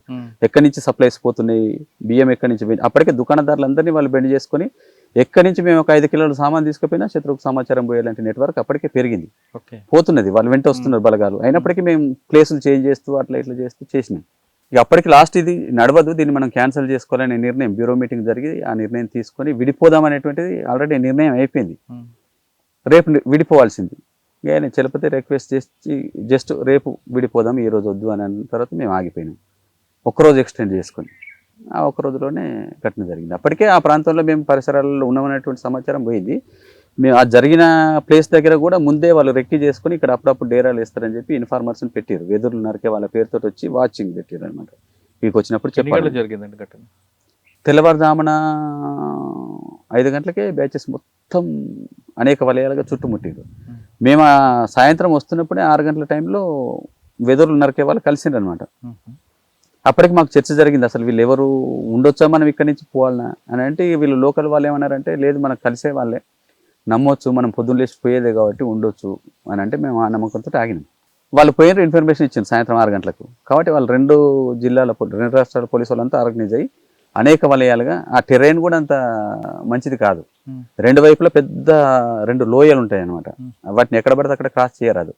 ఎక్కడెక్కడైతే క్రాస్ చేయగలుగుతాం అక్కడల్లో ఒక ప్లాటూన్ ఫోర్సెస్ని ఎంగేజ్ చేసి మొత్తం సీల్ చేసేసింది అనమాట. ఒకవైపు మొత్తం పెద్ద రాజు కోటల్ లాంటి అది గుట్ట ఉంటుంది అనమాట, కట్ అయినట్టు, దాన్ని ఎక్కలేము అట్లా. మిగతా ఇవంతా 2 నాలాలు ఉంటాయి, వీటిని కూడా మనం ఎక్కడంటే అక్కడ చేయలేము. ఆ కింది వైపే క్రాస్ చేసేటువంటి 2-3 ప్లేసులు ఉంటాయి. వాళ్ళు ఇదంతా ఒక పథకం ప్రకారం రెక్కి చేసుకొని మేము ఈ 2 నాలాలకు యువతల వైపు ఉన్నాం. ఇటువైపు నుంచి వచ్చింది అనమాట ఒక బ్యాచ్ వచ్చి వాళ్ళు ఫైరింగ్ చేయకుండా చుట్టుముట్టినట్టుగా శబ్దాలు చేయడంతో మేము అలర్ట్ అయి తెల్లవారుజామున. మీరు ఉన్నారా? నేను కూడా ఉన్నాను ఘటనలో. ఆ నది దాటేసి అటువైపు పోయినాం అన్నట్టు. అటువైపు పోయి అవతల నది కూడా దాటేసి వెళ్ళిపోవాలనేది మా నిర్ణయం. అయితే అప్పటికి వాళ్ళు ప్లాన్గా దిగ్బంధనం చేశారు కాబట్టి దాటే పాయింట్స్ అన్ని మేము అటు పోగానే ఈ పాయింట్ని కూడా వాళ్ళు ఆక్యుపై చేసి సీల్ చేసేసారు. మేము 2 నాలల మధ్యలో ఇరుక్కుపోయినాం. మొత్తంగా అందులో 3 రోజుల యుద్ధము, 35 సార్లు మా మీద ఎదురు బెదురు కాల్పులు, అనేక సెల్లింగ్ చేయడం, ఇదంతా జరిగింది అనమాట. 3 రోజులలో దాదాపు 16 మంది కామ్రేడ్స్ కోల్పోయినాం ఆ ఘటనలో. నేను ఆ 3 రోజులు కూడా చక్రబంధం మధ్యలోనే ఉండి ఆ రిపోర్టు నేను కూడా చనిపోతా అనేటువంటి ఉద్దేశంతో, బతికే ఛాన్స్ లేదు, హోప్ లేదు అప్పటికి. ఆ ఉద్దేశంతో ఈ ఘటన ఎందుకు జరిగింది, ఎట్లా జరిగింది అనేది బయట ప్రపంచానికి తెలవాలని అక్కడే నా దగ్గర మొబైల్ ఉండేది, నేను టైప్ చేసేది కాబట్టి ఈ రిపోర్ట్ అంతా కూడా నేను అక్కడ నుండి టైప్ చేసి బయటికి పంపాలనే ఉద్దేశంతో ప్రిపేర్ చేసిన తర్వాత 3వ రోజు ఈ బలగాలన్నీ విత్డ్రా అయిన తర్వాత నేను అక్కడి నుంచి ఎస్కేప్ అయి బయటకు వచ్చి మళ్ళీ ఆర్వీ ప్లేస్లో మిగతా తప్పుకున్న వాళ్ళందరం కలుసుకొని ఆ తర్వాత ఒక 4-5 రోజులకి నేను ఊరు సింపతైజర్ మొబైల్ ద్వారా ఇంటర్నెట్కి పంపి అట్లా బయటికి పంపాను ఆ రిపోర్ట్. అట్లా ఆ ఘటనలో 16 మంది నా చుట్టూ. 3 రోజుల్లో చలపతి గారు బాడీని తీసుకున్నారా లేదా పోలీసులు తీసుకెళ్ళిపోయారా? పోలీసులు ఈ 16 మంది ఎవరికి తీసుకుపోలేదు, నేను తీసుకుపోయే ఛాన్సే లేదు. అక్కడి నుంచి బతికే ఛాన్స్ లేదు, వాళ్ళ శవాలని తీసుకుపోయే పరిస్థితి లేదు. కానీ మీకు ఎప్పుడు తెలిసింది చలపతి గారు అమరాడని? ఎప్పుడు తెలియడం ఏంటి, మేము 16 మంది మా సహచరులందరూ మా చుట్టూతోనే చనిపోయారు. మేము ఈ వలయాన్ని బ్రేక్ చేసుకుని ఏదో ఒక పద్ధతులలో బయటికి పోవాల్సిందే, వేరే మార్గం లేదు. అప్పటికి 3 రోజులు మేము వరుసగా గోలుగా తిరిగాము. ఎక్కడికి పోయినా కూడా బ్యాచ్ తోటి ఫైరింగ్ జరిగింది. 30 సార్లు ఫైరింగ్ అంటున్నాను కదా, సెల్లింగ్ చేసారు మేము. కాబట్టి ఏమనుకున్నామంటే ఈ రాత్రి చీకటిని ఉపయోగించుకొని ఒక దగ్గర ఏదో ఒక దగ్గర గండి కొట్టుకొని మనం వెళ్ళిపోవాలి. చచ్చిపోయే వాళ్ళు చచ్చిపోతారు, బతికే వాళ్ళు బతుకుతారు. మీతో పాటు ఎంతమంది ఉన్నారు? మేము మొత్తం టీము 46 మంది. 46 మంది టీము. అందులో 16 మంది చనిపోయి 30 మందిని తప్పించుకున్నాం మేము. 3 రోజుల యుద్ధంలో అన్ని బలగాలు చుట్టుముట్టిన 30 మందిని బయటపడడం అనేది మామూలు విషయం కాదు. 16 మంది చనిపోయారు. అయితే బ్రేకింగ్ చేయాలనేటువంటి దాడిలో మేము అందరం పోయినాం కలిసే. మాకంటే ముందు ఒక టీం ఉంది, 5గురు, మేమంతా వాళ్ళ వెనకాల ఉన్నాం. ఎంత చేసినా చీకట్లో కాబట్టి వాళ్ళు మంచి కవర్లలో ఉన్నారు, వాళ్ళకు తూటాల సమస్య లేదు, షెల్స్ సమస్య లేదు. మా దగ్గర అప్పటికే అనేక సార్లు ఫైరింగ్ జరిగి తూటాలన్నీ కూడా అయిపోయినా మేము ధైర్యంతో పోయినాము. దగ్గర దాకా పోయి ఫైరింగ్ చేసినా కూడా వాళ్ళు మాకు ఛాన్స్ ఇవ్వలేదు. ఎవరు చేశారండి అప్పుడు? పోలీసులు ఛత్తీస్గఢ్లో 2 రాష్ట్రాలు వాళ్ళు సమన్వయంతో చేసింది. మీకు ఆ ప్రాంతంలో బాగా ఇబ్బంది పెట్టిన పోలీస్ ఆఫీసర్ ఎవరు? ఇంకా ఒక్కరేంది, ఆ ప్రాంతాలలో పనిచేస్తున్న అందరూ ఒకరి తర్వాత ఒకరు నిర్బంధాన్ని కంటిన్యూ చేశారు. ఎవరో బయటకు వచ్చారు. దీనికి రిటాలియేషన్ చేయాలనుకున్నారా? అప్పటికి రిటాలియేషన్ చేసేటువంటి పరిస్థితులు లేవు. ఆత్మరక్షణ చేసుకోవడం ఎట్లా అనేదే చేసుకోలేని స్థితి వచ్చింది అప్పటికి. కాబట్టి రిటాలియేషన్ సమస్య లేదు. అంతకుముందు కాలంలో జరిగిన వాటికి అట్లా చేసినాము, అవకాశం ఉన్నప్పుడు, మన బలం ఉన్నప్పుడు. కానీ 2 years జరిగినటువంటి కగార్ ఆపరేషన్లో మళ్ళీ మనం ప్రతిఘటన గురించి ఆలోచించే ఛాన్స్ లేదు. కాబట్టి అది జరిగిన తర్వాత వరుసగా అనేకం అట్లాంటి వలయాలలో తప్పుకోవడం, ఆత్మరక్షణ చేసుకోవడం అనేటువంటిదే గగనంగా మారినటువంటి స్థితిలో వెంటనే ప్రతిఘటన. సార్ ఆ టైంలో మల్లోజ్ వేణుగోపాల్ గారు లెటర్ రాశారు, మన పార్టీని లీగలైజ్ చేద్దాం, తప్పుకుందామని. ఆ లెటర్ని దేవ్జీ గారితో పాటు కొంతమంది మీలాంటి వాళ్ళు వ్యతిరేకించారు. మరి తిరిగి బయటికి రావాలనుకున్నారు? మా దాకా ఆ లెటర్ రాలేదు, నాకు చేరలేదు. నేను బయటకు వచ్చిన తర్వాత నాకు మహాసముద్ర ఎస్పీ ఇచ్చింది. అడిగితే నేను మహాసముద్ర ఎస్పీ వాళ్ళు ఇట్లనే అన్నారు, ఈ సోన్ రాసిన లెటర్ చూసిన 21 పేజీలు అంటే అప్పటికి నాకు రాలేదు సోన్ ఉత్తరం. ఎందుకంటే ఈ 2-3 దాడులు చక్రబంధాలు వరుసగా జరిగిన తర్వాత నేను ఒక దగ్గర ఉండొద్దు అనేటువంటి నిర్ణయంతో మేము బలింగేర్ డివిజన్ వైపు వెళ్ళిపోయాను. ఒక బ్యాచ్, మా బ్యాచ్ ఇప్పుడు బయటకు వచ్చినటువంటి 15 మంది ఇంకొక 2 రెండోసారి దాడిలో అమరులైనరు. మేము అపాయింట్మెంట్ కోసం అసలు బాలకృష్ణను రక్షించుకోవాలనే ఉద్దేశంతో అప్పటికి నేను పెట్టిన ప్రపోజల్ ఏంటిదంటే, చాలా కేంద్రీకరణ ఈ నవపాడ గరియాబంద్ ప్రాంతంలో ఉంది. మేమంతా మొబిలైజ్ అయిన విషయం కంటిన్యూగా శత్రువుకు సమాచారం ఉంది. ఆ సమాచారం ఆధారంగా చాలా కేంద్రీకరిస్తున్నాడు. కాబట్టి ఈ కేంద్రీకరిస్తున్న టైంలో మనం ఇక్కడ ఉండడం సురక్షితం కాదు.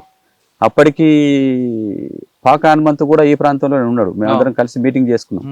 ఇక్కడ మనం ఎక్కువ మంది ఉంటే నష్టపోవడం తప్ప బతికే ఛాన్స్ లేదు. కాబట్టి వీలైనంత తొందరగా ఇక్కడి నుంచి ఇతర ప్రాంతాలకు పోవాలని చెప్పి హనుమంతుని మేము కలాండి వైపు పంపించేసినాం. ఆ కలహండి రూట్ కూడా ఎప్పటి నుంచో శత్రువు కేంద్రీకరించి కట్ ఆఫ్ చేసిండు. చాలా ఇబ్బందిగానే పోవాలి. అయినప్పటికీ మనం ఇక్కడ ఉండడం కంటే అటు పోతే కొద్ది మంది మీద మనం రక్షించబడతాం.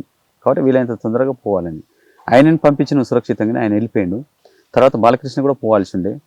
ఇంకో ప్రమోద్ అనే కామ్రేడ్ తనతో పాటు చనిపోయింది ఆయన తోటలో, ఆయన కూడా పోవాల్సి ఉండే. ఆయన అనారోగ్యానికి గురై పోలేని స్థితిలో ఇక్కడ ఆగిపోయాడు. కాబట్టి సరే ఆయన ఇక్కడ ఉన్నా కూడా బాలకృష్ణ అటు పోవడం కానీ లేదా బలింగీర వైపు పోవడం కానీ మొత్తానికి వికేంద్రీకరించబడి ఉండాలనేటువంటిది బలంగా నేను చెప్పినటువంటిది. వాళ్ళు కూడా కన్విన్స్ అయిన తర్వాత హనుమంతుని పంపించేసినాము.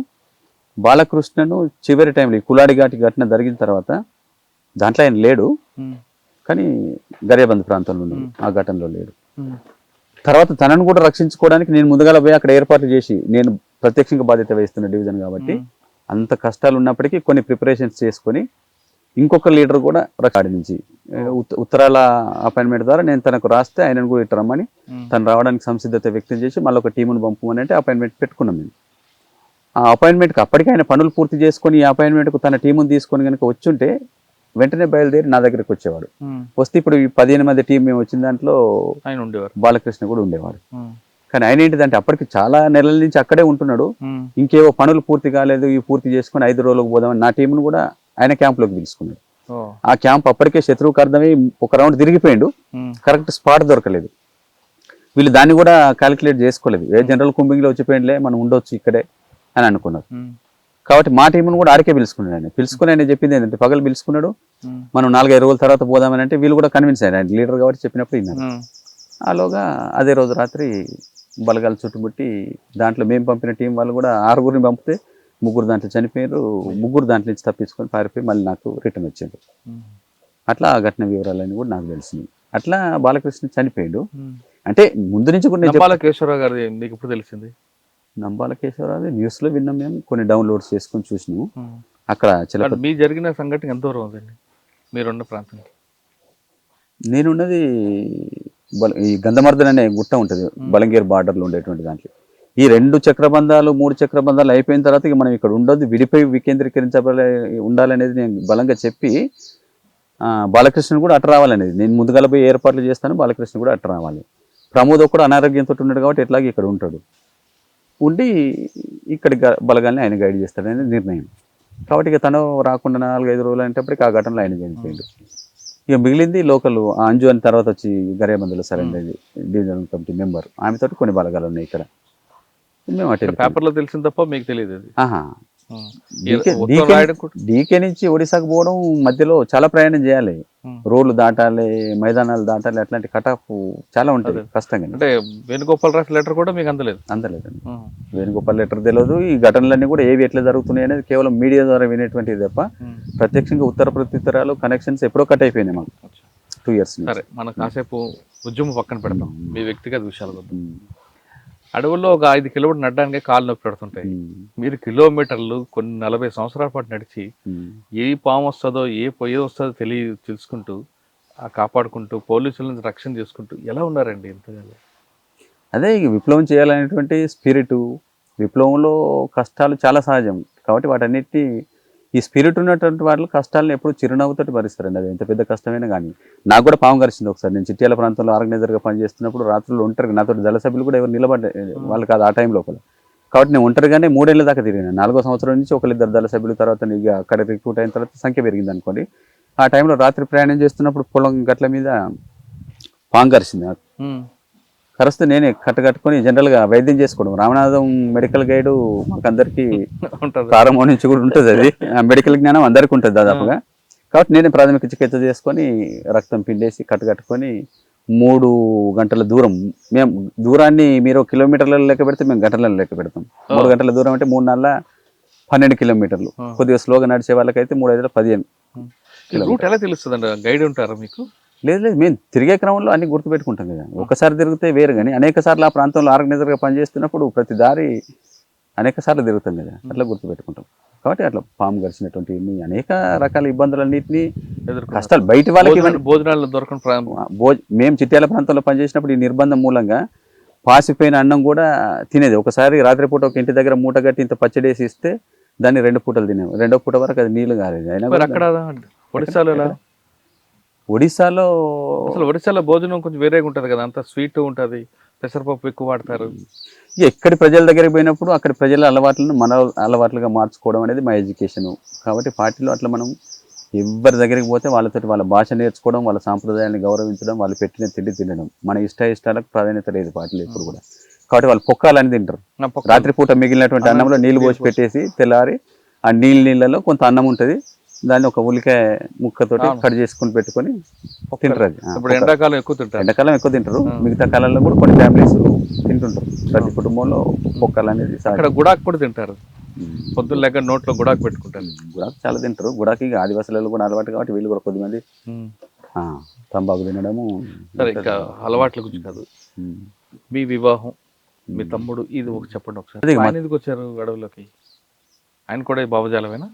భావజాలమే. నేను పోయిన తర్వాత మా తమ్ముడు ఊర్లో సంఘంలో పనిచేసిండు యాక్టివ్గా కొంతకాలము. వాడు చదువుకుంటూనే పనిచేస్తున్న క్రమంలో ఎట్లాగూ ఇన్ఫార్మర్ల ద్వారా శత్రువు దృష్టిలో పడతాడు కదా, వాడిని కూడా ఒకసారి అరెస్ట్ చేసిండ్రు. అరెస్ట్ చేసి పోలీస్ స్టేషన్లో చిత్రహింసలు పెట్టి మరికొండలో వదిలిపెట్టిండ్రు. వదిలిపెట్టిన తర్వాత తను కూడా నాలాగే ఆలోచించి రహస్యంగా మళ్ళీ కార్యకలాపాలలో పాల్గొనేది. దాంతో పోలీసు వాళ్ళు తనను కూడా వెంటాడి పట్టుకోవాలి, చంపాలనేటువంటిది అనుకుంటున్నటువంటి కండిషన్లో తను కూడా నిర్ణయం తీసుకొని వచ్చిండు. అయితే మా తమ్ముడు పార్టీలోకి వచ్చిన విషయం కూడా నాకు తెలియదు, ఎందుకంటే నేను ఈ వరంగల్ ప్రాంతానికే నేను రిక్రూట్ అయిన తెల్లారి నుంచి దూరంగా ఉన్నాను. ఎన్టీఎఫ్డీలో కొంతకాలం ఉన్నాను, కనీసం అది తెలంగాణ కాబట్టి. అప్పుడిప్పుడు కొద్దిగా ఇతర జిల్లాల వార్తలు తెలుసు. నేను ఛత్తీస్గఢ్ వెళ్ళిపోయిన తర్వాత ఇంకా వేరే రాష్ట్రాలు కదా, భాష వేరు, ప్రాంతం వేరు, తెలుగు వార్తలు తెలుగు. ఈ రిక్రూట్ అయిన విషయం కూడా నాకు తెలియదు. వరంగల్ జిల్లా కమిటీ రిక్రూట్ చేసి తనని చిట్యాల ఏరియాలో పెట్టారు. ఏరియా కమిటీలోకి తీసుకున్న తర్వాత కొంతకాలం సంవత్సరం పనిచేసినాక మళ్ళీ ఆయనకున్నటువంటి టాలెంట్స్ని చూసి పట్టణ రంగంలో ఆర్గనైజర్గా పెడితే మనకు ఫ్రూట్స్ ఉంటాయని చెప్పి అప్పుడు రామకృష్ణ ఉండేవాడు, మొగిలిచెర్ల రామకృష్ణ జిల్లా సెక్రటరీగా. వాళ్ళు ఆలోచించి మళ్ళీ మైదాన ప్రాంతం నుంచి పట్టణానికి పంపారు. కార్మిక రంగంలో ఆర్గనైజర్గా పనిచేస్తూ ఆయన లోపల నుండి గైడ్ చేసేవాడు కదా రామకృష్ణ. కాబట్టి అపాయింట్మెంట్స్ కోసం మధ్య మధ్య రిపోర్ట్స్ తీసుకోవడం, గైడ్ చేయడానికి పిలిచేవాడు. అట్లా ఉల్లిగడ్డ దామెర అనే గ్రామానికి పిలుచుకొని, గుట్టలలో దళం ఉన్నది, ఆర్కే ఉన్నాడు, అక్కడ అపాయింట్మెంట్ పెట్టారు. ఈ అపాయింట్మెంట్ పెట్టి ఆ రోజు మర్చిపోయారు అనమాట. రెండవ రోజు తను గుర్తు చేసుకొని పంపేటప్పటికి ఆ అపాయింట్మెంట్ పెట్టిన ఇంటి వాడే ఇన్ఫార్మరు. వీడు వచ్చిన అపాయింట్మెంట్కు ఇటు నుంచి ఆర్కే నుంచి మనిషి రాలేదు కాబట్టి పడుకున్నాడు అక్కడ, తెల్లవారు వస్తారు కావచ్చు అని. రాత్రి ఎత్తుకొని వెళ్ళిపోయారు. చిత్రహింసలు పెట్టి పూటకప్ ఎన్కౌంటర్లో అదే ఉల్లిగడ్డ దామెర గుట్టలలో చంపేశారు. 1997 నవంబర్ 15 తారీఖు. ఈ ఎన్కౌంటర్లో తనను చంపేసిన విషయం, నేను అప్పుడు ఎన్టీఎఫ్డీ ఏటనగరం ప్రాంతంలో ఉన్నా. నేను టీచర్లు అందరితోటి బాగుండేది అప్పుడు ఆర్గనైజేషనల్గా. అప్పుడప్పుడు పిలిచి కొద్దిగా మోటివేషన్ మీటింగ్స్ ఇవన్నీ చేసేది. ఓ 20 మంది టీచర్లతోటి మీటింగ్ పెడదామని చెప్పి వాళ్ళకి ముందే ప్లాన్ చేస్తే వాళ్ళందరూ వచ్చినారు. ఏటనగరం టీచర్స్ అందరు 15-20 మంది ఐలాపురం అనే అడవిలో పెట్టిన ఊర్లో అపాయింట్మెంట్స్ అంతా. వాళ్ళు ఆ రోజు డైలీ పేపర్స్ పట్టుకొని వచ్చారు. మా సొంత పేర్లతో ఎక్కడ ఉండం కదా మేము, సుదర్శన్ అనేది నా పేరు కాబట్టి వాళ్ళందరూ వచ్చి అన్న ఎవరు ఎన్కౌంటర్ అయ్యింది అని పేపర్ ఇస్తే ఇంకా మీటింగ్ స్టార్ట్ కాలేదు. రాగానే జనరల్గా ఇస్తారు కాబట్టి డైలీ పేపర్ చూడగానే మా తమ్ముడు ఎన్కౌంటర్, వాడి ఫోటో ఉంది, ముప్పి నాగేశ్వరరావు ఎన్కౌంటర్ అనేది. షాక్ అయ్యి నేను నా దుఃఖాన్ని నా లోపలనే పెట్టుకొని, నా తమ్ముడు అనేది కూడా వాళ్ళకి ఏం చెప్పలేదు, పేపర్ పక్కన పెట్టి ఆ రోజు 4-5 గంటలు వాళ్ళతో మీటింగ్ చేసి వాళ్ళని పంపించి అట్లా నాకు అర్థమైంది. డైలీ పేపర్ చూడడం ద్వారా తమ్ముడు ఎన్కౌంటర్లో చనిపోయింది అనేది. మీ వివాహం 92లో చేసుకున్నాను, ఏటనగర్లో ఉన్నప్పుడే. ఓకే సార్, ఇంతకాలం పనిచేస్తారు కదా, ఎప్పుడైనా అనిపించలేదా అమ్మా నాన్న చూద్దాం? అనిపిస్తుంది సార్, ఎవరికి అనిపించదు, అందరికీ అనిపించాలనేది ఉంటే సహజం, మానవ సహజం కదా. అంటే మీరు అక్కడ ఉన్న వాళ్ళలోని మీ అమ్మా నాన్న చూసుకుంటారు, దాన్ని కాదన్న కానీ మనకు జన్మనిచ్చిన తల్లి తండ్రి గుర్తుకొస్తారు కదా. గుర్తుకొస్తారు, అంటే మా స్పిరిట్ అలాంటి గుర్తుకొస్తే చూడలేని పరిస్థితి. ఒకటి రాజ్య నిర్బంధం అనేటువంటిది అట్లాంటిది. నేను పోయిన తర్వాత మా కుటుంబాన్ని ఎన్ని వేధింపులు చేసినారు, ఎన్నిసార్లు ఇల్లు కూలగొట్టినారు, సోషల్ బైకాట్ చేసినారు, ఊరి నుంచి ఎవరు మాట్లాడినా వాళ్ళని తంతమని అంటే ఎవరు మాట్లాడలేదు, ఒక రకంగా వెలివేసిండ్రు. అనేక సార్లు వీళ్ళని అరెస్ట్ చేసి స్టేషన్కి పిలిచి చిత్రహింసలు పెట్టారు. మా తమ్ముడు కూడా అట్లయే ఇక్కడ ఉంటే చచ్చిపోతాడనే దగ్గర నుంచి చివరికి వాడు కూడా రిక్రూట్ కావాల్సిన పరిస్థితి వచ్చింది. అట్లా మా కుటుంబం మొన్నటి వరకు చాలా ఇబ్బందులు ఎదుర్కొన్నారు, నిర్బంధం. కాబట్టి మాకు ఏం స్పిరిట్ అంటే ముందు నుంచి రిక్రూట్ అయినటువంటి వాళ్ళు ఒకటో సమాజం అనేది కుటుంబం కాదు సమాజం అని చెప్పి వర్గం కోసం మేము ఆలోచించిపోయినాం. కాబట్టి ఈ పోయినటువంటి వాళ్ళు తిరిగి కుటుంబ బంధనాలు అనేటువంటి మనం మిగుల్చుకొని మధ్య మధ్య కంటిన్యూ చేస్తే అది విప్లవకారుడు ఎప్పుడు బలహీనపడతాడు. శత్రువు ఆ బలహీనతను ఆసరా చేసుకుని వాళ్ళ మీద ప్రెజర్ చేసి కూడా మనల్ని లొంగ తీసుకునే ప్రయత్నం చేస్తాడు. కాబట్టి మనం ఆలోచించి సమాజం కోసమే త్యాగం చేద్దామని నిర్ణయించుకున్నాం. కాబట్టి తిరిగి కుటుంబంతో సంబంధాలు పెట్టుకోవడం ద్వారా అదనంగా వాళ్ళని ఇబ్బందులు పాలు చేసినట్టు అవుతుంది. అట్లాంటి బంధనాలు అనేది కూడా మనం ఉంచుకోవద్దు మైండ్లో. కాబట్టి మేము ఎప్పుడో ఈ స్పిరిట్ ఉన్న వాళ్ళు ఎవరైనా కూడా ప్రేమ ఉండదా అంటే ప్రేమ ఉంటుంది ఖచ్చితంగా, మిగతా అమ్మాయిని చూసినప్పుడు గుర్తొస్తారు. కానీ అయినప్పటికీ మనం సమాజం కోసం త్యాగం చేయాలి కాబట్టి వాటన్నిటిని మనం మన లోపల దాచుకొని. మనతో మాట్లాడడానికి ముప్పిడి సాంబయ్య గారు రమ్మన్నారు. ముప్పిడి భద్రమ్మ ఆమెను అడిగి ఇంటి నుంచి వెళ్ళినప్పుడు తర్వాత కొడుకు జరిగిన మధ్యలో 40 సంవత్సరాల్లో ఆవిడ ఎన్ని కష్టాలు పడ్డారు, కొడుకు కోసం పోలీసు వచ్చినప్పుడు ఎలాంటి ఇబ్బందులు పెట్టారనే విషయాన్ని ఆమెను అడిగి తెలుసుకుందాం. అమ్మ నమస్తే తల్లి. ఈ అబ్బాయి 10వ క్లాస్ నుంచి వెళ్ళిపోయారు లోపలికి. వెళ్ళిన తర్వాత పోలీసులు ఎన్నిసార్లు వచ్చారు, ఎలాంటి ఇబ్బందులు పెట్టేవారు మీకు? అవి చెప్పరాని ఇబ్బందులు పెట్టింది సార్. మస్తు హింసలు పెట్టి కొట్టి తిట్టి డ్యూటీ ఇవి ఏం చెప్తానన్న పిల్లలు కూడా చదువుకొని ఇవ్వకుండా చదివించి ఏం చెప్తారు, ఆడపిల్లలు ఎందుకు చదివించు మీకు, నా బిడ్డలు చదువుకున్నా కానీ నా కొడుకు ఆయన భయానికే పెద్ద అయినా కూడా వాళ్ళను కూడా ఇబ్బంది పెట్టుడు చేస్తే నా కొడుకు కూడా పొయ్యి ఎక్కడో బతుకుతాను డ్యూటీ మీద పొయ్యి ఇక రాకుండానే మాకు దూరం అయిపోయింది. దూరం చేసింది ఆయన దూరం అయిందంటే ఈయనను కూడా దూరం చేసి ఈ బాధలకు భరించలేక నేను రాను వస్తే ఇట్లా వీళ్ళు చేస్తానని నా కొడుకు ఇక్కడ ఉండకుండా ఆయన వేరే ఉంటాను, వేరే బతుకుతాను. ఈ ఆడపిల్లలో ఇంటికి ఇస్తే వాళ్ళను కూడా అడుగుడే ఎక్కడున్నారు ఆడున్నారు, వాళ్ళు ఏం పని చేస్తాను వీళ్ళు ఏం పని చేస్తాను అని. నా చిన్న కొడుకు కూడా నాగేశ్వర్లో చిన్న అయినా కూడా పోతే ఒక్కింట్లో ఇద్దరు పోతారా ఎందుకు పోయిండ్రు అని. అవి ఎవ్వరు మా అమ్ముల రానియద్దు వాళ్ళను, వీళ్ళ ఎందుకు ఇట్లా చేసిండ్రు అని మా అమ్ములను వెలివేసినట్టు సార్. మాకు ఎవ్వరు చుట్టాలు కానీ బంధువులు కానీ ఇంట్లో ఊళ్ళే కానీ మాతోటి మాట్లాడకపోవడం, మా ఇంటికి రాకపోవడం, మేము పోయినా కూడా వద్దని నిలబొట్టేటోళ్ళు. సంబంధాలు ఆ అమ్మాయికి సంబంధాలు ఉంటే సుద్ధా రానియకపోదు. వచ్చిన వాళ్ళకి ఏదో ఒకటి చెప్పుడు ఇట్లా వాళ్ళు నక్సలైట్లు కుటుంబం అంటే వాళ్ళు భయపడిపోయేటోళ్ళు. ఇక పెళ్లి చేసిన వాళ్ళు కూడా నాకు పెద్ద బిడ్డను కూడా అట్లా అంటే మా ఆయన మా ఆడబిడ్డ కొడుకు అందుకని చేసుకుంటే ఆయన కూడా ఇబ్బందులు పడే అందరినీ హింసలు పెట్టింది సార్. అవి ఎన్ని చెప్పుకోరా అని కష్టాలు పెట్టి కొట్టి తిట్టి వివరించిండు మీకు జాబ్ ఇక్కడ ఉన్నాడు అక్కడ అంటే మాకేం తెలుసు, మీకే తెలుస్తుంది కదా రామ్మని ఎక్కడున్నాడు అని చెప్తే ఉన్నాడు తీసుకురావాలి, మరి మాకెట్ట తెలుస్తుంది, మాకేం తెలుసు ఏడున్నాడు అని తెలుసు అంటే మేము చూపిస్తామని ఒకసారి ఎస్ఐ సార్ వచ్చి అన్నాడు పిలిపించి. అంటే అయ్యా మరి నాకు తెలియదు మీకైతే తెలుసు ఎక్కడ ఉన్నారో మరి మీకే తెలుసు మాకేం తెలుసు మేము ఇంట్లో వాళ్ళం అని అంటే పలాని చిట్టాల ఏరియాలో పనిచేస్తాడు మీ కొడుకు అది ఏదో అది నాకు అనరాదు కానీ అది అట్లా చేస్తాను నీ కొడుకు అన్నాను. అంటే మరి ఆ చిట్టాల ఏరియాలో ఉన్నప్పుడు మీరే చెప్తాను కదా మరి నాకు ఎట్లా దొరుకుతుంది, చిట్టాల ఏరియా ఎక్కడ ఉన్నదో తెలియదు కదా అని నేను అన్నా. అంటే నేను చూపిస్తాం రా అన్నాడు.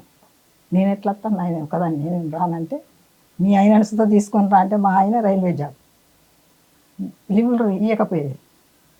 ఇయ్యరు సార్ అని అంటే ఎవడు వాడు ఇవ్వండి నేను చిట్టి రాసిస్తా, నేను ఆ సార్కు సుత చిట్టి రాసిస్తా అని ఆయన లీవ్ పెట్టుకొని రమ్మని ఏడికి వస్తాడంటే పలాని అంటే మరి మీరు పట్టుకరా అండి మేము ఇక్కడికి అంటే లేదు మీరు వస్తే కన్న తల్లి అని వస్తాడు మాకెట్ట దొరుకుతుందా అంటే ఇక తిట్టుడు మీదకెళ్ళి మాటలు అట్లా అని ఎన్ని కష్టాలంటే ఆ కష్టాలు చెప్పుకోరాని కష్టాలు సార్. కాదమ్మా చిన్నప్పుడు ఆయన అటువైపు తిరుగుతున్నప్పుడు మీరు వద్దు అనలేదా, లేదా మీరు కూడా ఆ సమాజం బాగుపడాలని పంపించారా? మంచి పనే చేస్తాడు కదా సార్ నా కొడుకు, ఏం చెడు చేస్తున్నామో నేను అంటున్నాను. మరి మంచిగా చేస్తాడు కదా మంచిగా చదువుకుంటాను. వాళ్ళు కూడా అనేది కదా నీ కొడుకు ఏం చేసేటానికి వేయండు నక్సలైట్ ఏం జరుగుతాడు అది అంటే ఏమో తెలియదు నాకు, ఏం తెలిసిపోయిండో నాకు తెలియదు, మాకు చదువు రాదు. మరి ఆయన పైన బాధపడ్డ బాధలకు నువ్వు ఎట్లా కన్నావంటే మరి మీ అమ్మ కూడా ఒక తల్లే కదా, మీరు తల్లిదండ్రులుగా నేను కూడా కట్టినే కన్నా నా కొడుకుని అట్లా తయారవుతాడని నాకు తెలుసా, నా కొడుకు నక్సలైట్ అవుతుందని తెలుసా, మీరు ఇట్లా పెద్ద జాబ్ చేసి మీరు మీరు అవుతారని తెలుసా పోలీసు వాళ్ళు అవుతారని అని నేనంటే కూడా నీకు ఎవరు చెప్పింది అని తిట్టేటోళ్ళు కొట్టేటోళ్ళు. ఒక మర్యాద మాటలు లేవు అప్పుడు లేవు మొదట్లా, తర్వాత మారిండ్లు మారి వచ్చి అడిగేటోళ్ళు కానీ తర్వాత చాలా ఇబ్బందులు పెట్టారు సార్. ఎలా భరించారమ్మా మరి? భరించాలి ఏం చేయాలి మరి భరించాలి తప్పదు కదా. ఎక్కడ ఉన్నాడు అని తీసుకురాను మరి తీసుకురామంటారు. ముగ్గురు కొడుకుల్లో పెద్ద కొడుకు ఉన్నారు, రెండో కొడుకు అడవిలోకి వెళ్ళిపోయారు, మూడో కొడుకు కూడా అడవిలోకి వెళ్ళి చనిపోయారు కదా, అప్పుడు ఏమనిపించింది? ఏమనిపించింది అంటే మాకు కూడా ఎంత బాధ అనిపిస్తుంది సార్. ఏ తల్లిదండ్రులు నా కొడుకు ఈయన జాడే దొరకకపోతే అయ్యో నా కొడుకు లేడు, నా కొడుకు ఎట్లా కనబడతాడు, నా కళ్ళకి కనబడాలా నా కొడుకు అని. మా ఆయన అయితే ఎంత ఈయనంటే పానం, నా కొడుకు నేను చూడాలి అనుకుంటా పోయింది పానం. నేను కూడా చూడగవచ్చు అనుకున్నా. ఈయన జాడలేదు, పేపర్ లేదు, ఎవరు మాకు ఎవరు ఉన్నాడన్న మతలబ్ లేదు. ఇప్పటికీ చూద్దా నా కొడుకుని నేను చూడనా అని నేను ఎంతో ఏడ్చేది సార్. ఏడ్చేది ఇప్పటికి చూస్తా ఎంత బాధపడ్డా నా కొడుకు పోయి ఇప్పుడు అక్కడ ఎరకగానే పోయినా అక్కడనే ఉన్నా. ఆయన చూడగానే ఏమనిపించింది? ఆ కొడుకు వచ్చేదాకా ఉన్నా అన్నీ మన దేశం కాదు ఏం కాదు అయినా మంచిదన్నాం, అందరం పోయి చూసినాం, అందరు వచ్చినాం. నేను ఉన్నా. మొదటిసారి చూసినప్పుడు ఏమనిపించింది? మొదటిసారి చూసిన నా కొడుకు సంతోషం అనిపించింది. సంతోషం అనిపిస్తే నా కొడుకు నా దేశం తీసుకొని పోవాలి. మాకు ఏమి ఇస్తానన్నా మాకు ఏం వద్దు సార్, నా కొడుకే కావాలి. నా కొడుకు చాలు, నాకు కొడుకుని పంపి. ఎందుకమ్మా ఇవన్నీ, మీ ఇక్కడ ఉండు, ఇక్కడ ఇల్లు కట్టిస్తాం, అది చేస్తాం, ఆయన అన్నగా జాబ్ ఇస్తాం, మాకు జాబ్ వద్దు, మాకు ఇల్లు వద్దు, భూమి వద్దు, భూమి ఇస్తాం, మాకు ఏదద్దు సార్, నా కొడుకే కావాలి. నా కొడుకు చాలు, మేము బతుకుతాం సార్, మా బతుకు మేము బతుకుతాం, మాకున్నది అని అని వచ్చేదాకా ఉన్నా. ఎప్పుడు వచ్చినా అదే మాట, ఎప్పుడు పంపిస్తారు మా తెలంగాణకి, ఎప్పుడు పంపిస్తారు తెలంగాణ, కానీ ఇవే వాళ్ళ వచ్చేదాకా తీసుకొని వచ్చిన సార్. నిన్న రాగానే ఊర్లో అందరు పిలిచి మాట్లాడి సన్మానం చేస్తే ఏమనిపించింది? సంతోషం అనిపించింది. చాలా మంది పిలిపారు సార్ మా ఊళ్ళో. చిన్నోడు నాగేశ్వరరావు అని, చిన్ను అని క్లాస్మేట్లు అయితే అందరూ చనిపోయిండ్రు. మా ఊర్లో 13 మంది 15 మంది అందరు చచ్చిపోయింది. ప్రతి ఒక్కరు వచ్చి మమ్మల్ని అడుగుతారు, మేమేం చేస్తాం సార్, మరి నేను ఎవరికి చెప్పా. ఇప్పటి సుతా మీకు అట్లా మాకెందుకు అంటే, వాళ్ళ గురించి మాకెట్లా తెలుస్తుంది, ఎవరి గురించి అయినా వాళ్ళ కొడుకు వాళ్ళ మాయనకి ఎట్లా, మా కొడుకు ఎక్కడ ఉండో చెప్పు, ఆడనుండో చెప్పాలో ఇప్పుడు సుతా వచ్చి అడుగుతాను. ఉన్నోళ్ళు ఇంకా వాళ్ళ లోపల ఉన్నోళ్ళు వచ్చి 2-3 వచ్చి అడిగింది, మరి నాకు తెలియదు. ఇప్పుడు ఉన్నోళ్ళో లేరా తెలియదు, ఎంతోమంది చచ్చిపోయిండ్రు. ఇక నా కొడుకు ఒక్కడి తిరిగి వచ్చిండు, అయ్యా చాలు నాకు ఇంతమందిలా ఇన్ని సంవత్సరాలు. సాంబయ్య అని పేరు పెట్టుకుంటే నా కొడుకు పేరు మారి మాదిగా జన్మెత్తి ఆ పేరు విశాఖ ఆ పేరు పెట్టుకొని నా కొడుకు నా ఇంటికి తిరిగి వచ్చాడు. వికాస్ అని పేరు పెట్టుకున్నా నువ్వు పెట్టిన పేరే ఉంటదమ్మా. నేను నీవు పెట్టిన పేరే నేను పెట్టిన పేరు, నా పేరు నేను సాంబరావు, నా కొడుకు పేరు సమ్మక్క దేవుడు. మాకు మా తెలంగాణ కదా, అట్లా మాకు దేవుళ్ళ పేరు పెట్టుకున్నాము. నా కొడుకులు పెద్ద అయిన పేరు సదానందం, ఈ రెండో అయిన పేరు సాంబరావు, ఆయన పేరు నాగేశ్వరరావు, చిన్న అయిన పేరు నాగేశ్వరరావు. 2 బిడ్డలు, పెద్ద ఆమె జ్యోతిరాణి, చిన్న ఆమె సంధ్యరాణి. ఇప్పుడు అప్పుడు ఇక నేను కూడా ఆయన తర్వాత పోదును ఇంతవరకు. ఇప్పుడు నా కొడుకు వచ్చింది, నాకు కొంచెం కొంచెం ఇంత తింటానా, నాకు కొంచెం తృప్తున్నది. చాలా సంవత్సరాలు నేను దండకారణ్యంలో 10 ఏళ్ళు పనిచేసిన కాబట్టి, దక్షిణ ప్రాంతంలో నేను పనిచేసింది. అక్కడ బ్యూరో చీఫ్ గా ఉన్నాను కాబట్టి ఆయన ఆ ప్రాంతంలోనే ఉండేది. పరిచయం కలిసి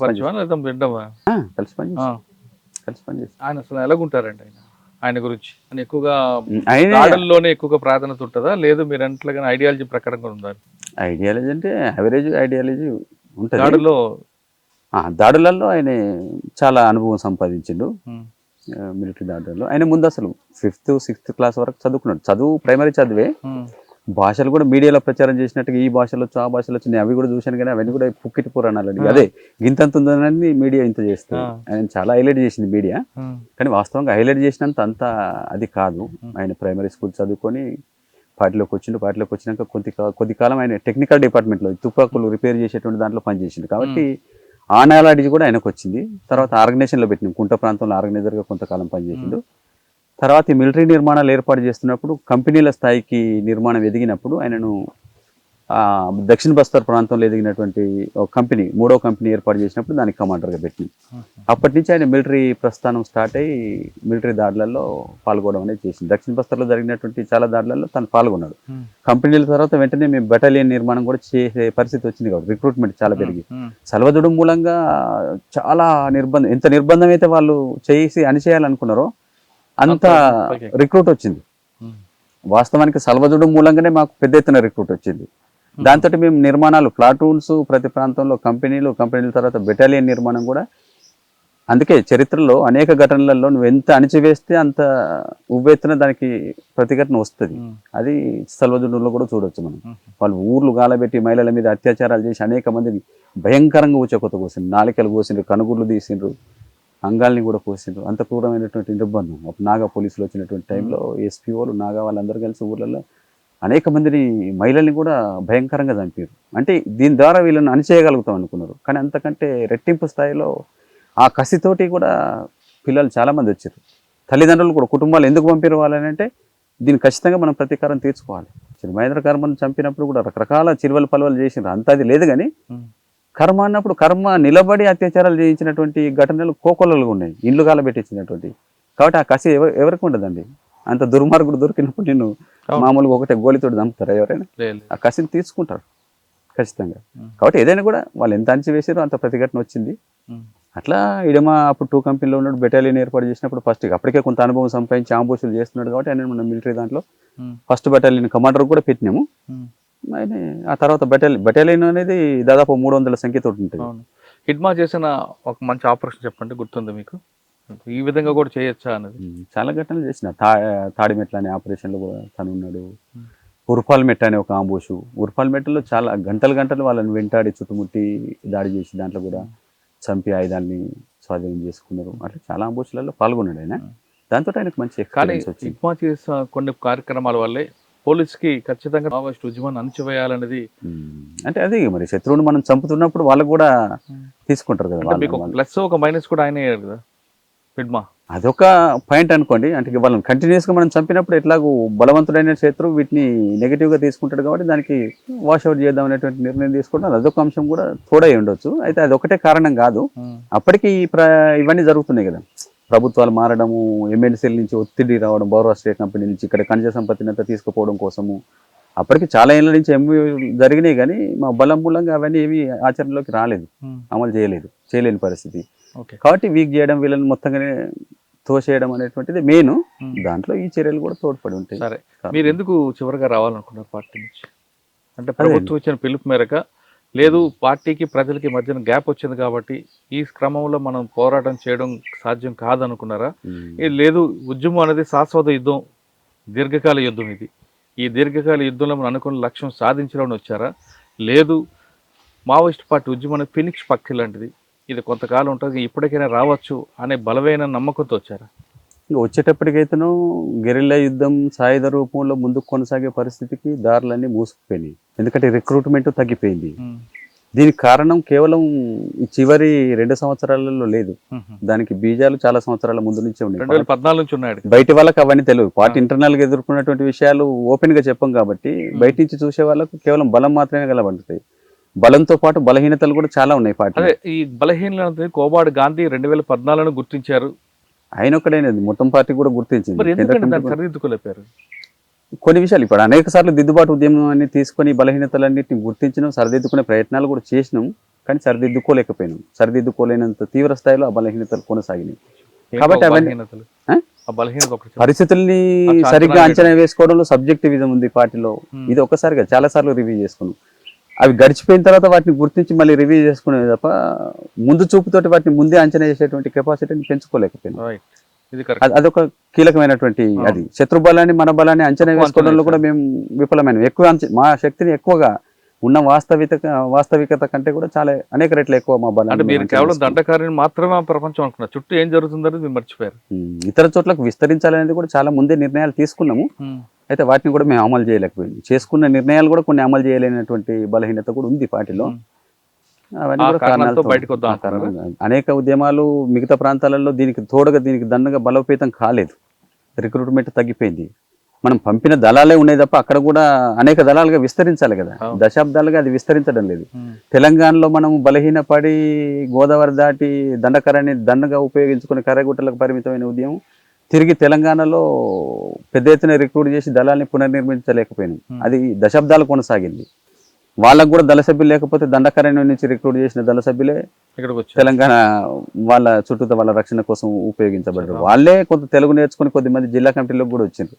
కానీ ఇక్కడ ఈ మైదాన ప్రాంతాలలో ఇంత బలంగా ఉదయం ఉన్నటువంటి దాంట్లో నుంచి వచ్చి ఇక్కడ జిల్లా కమిటీలన్నీ మళ్ళీ ఇక్కడ వాళ్ళతో నిర్మించేటువంటి పరిస్థితి కూడా లేకుండా అక్కడ బలం కోల్పోయింది. దాన్ని తిరిగి పునర్నిర్మాణం చేయలేకపోయింది. ఇవన్నీ బలహీనతలు చాలా కాలంగా కొనసాగుతున్నాయి.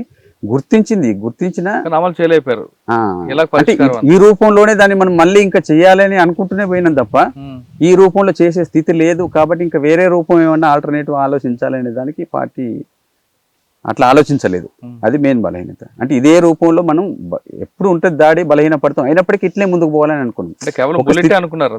ఒక స్థితిలో ఇట్లా మనం ముందుకు పోలేమనుకున్నప్పుడు అనేక రూపాలు మనం మార్గాలు ఎంచుకోవాలి కదా. అది ఎంచుకోవడానికి సిద్ధంగా లేము. మనం తలుపులు మూసుకొని ఒక చట్రానికి బిగించబడి ఉన్నాం కాబట్టి ఇంకా ఇంకో చట్రం లేదు. ఇంకో చట్రం గురించి ఎవరన్నా మాట్లాడిన విషయాన్ని కూడా మనం మెజారిటీ అంగీకరించలేదు. అట్లా మన మైండ్ సెట్ ఉన్నది అనమాట. కాబట్టి అది మనకు మెయిన్ వీక్ కావడానికి దెబ్బతినడానికి కారణం. ఈ క్రమంలో మీరు బయటికి రావాలనుకున్నారు. బయటికి రావాలనుకుని ఎక్కడ వచ్చారు? మేము మహాసముంద్ జిల్లాలో మా డివిజన్ నిర్దిష్టంగా నేను గైడ్ చేసేది ఈ బలగీరు, బరగడ, మహాసముంద్ అనే ఒక డివిజనల్ కమిటీ ఉంటుంది 3 జిల్లాలతోటి. వీళ్ళు పిల్లలందరూ కూడా నాతోటి పనిచేసినటువంటి కాంపిటెంట్స్ అంతా 14 మంది బస్తర్ వాళ్ళే, ఛత్తీస్గఢ్ వాళ్ళు. నేను ఒక్కనే తెలంగాణ.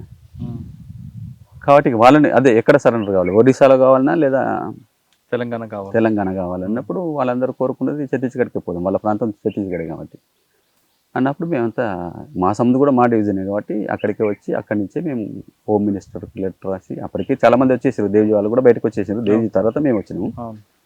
కాబట్టి మేము అంటే అప్పటికి సెక్యూరిటీ కోసం అప్పటికే కొన్ని ఘటనలు కూడా జరుగుతున్నాయి. వచ్చే వాళ్ళు వస్తున్నారు, అయినప్పటికీ కొన్ని కాల్పులు కూడా జరుగుతున్నాయి.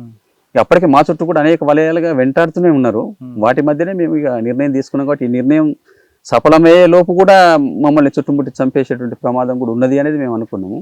కాబట్టి లీగల్గా ఒక హామీ తీసుకోవడం అనేటువంటిది అవసరం అనేది మేము ఫీల్ అయ్యే చర్చించుకొని రాశాము. దానికైనా వెంటనే రెస్పాండ్ అయ్యి రేడియో మెసేజ్ ఇచ్చిన తర్వాత ఒకసారి లీగల్గా వాళ్ళు ఒక హామీ ఇచ్చిన తర్వాత మళ్ళీ అట్లా చేయడానికి అవకాశం తక్కువ కాబట్టి అట్లా మేము బయటకు వచ్చే ప్రయత్నం చేసింది. 40 సంవత్సరాలు కాపాడు నడివి విడిచిపెట్టి వస్తున్నప్పుడు ఏమనిపించింది? విడిచిపెట్టి వచ్చేటప్పుడు అదే నేను నిన్న మా ఊర్లో జరిగినటువంటి సభలో కూడా చెప్పిన, ఇది ఒక విషాదము సంతోషము కలగలిసినటువంటి సందర్భం. ఇది అనేక మంది అద్భుతమైన కామ్రేడ్స్ను కోల్పోయినాం.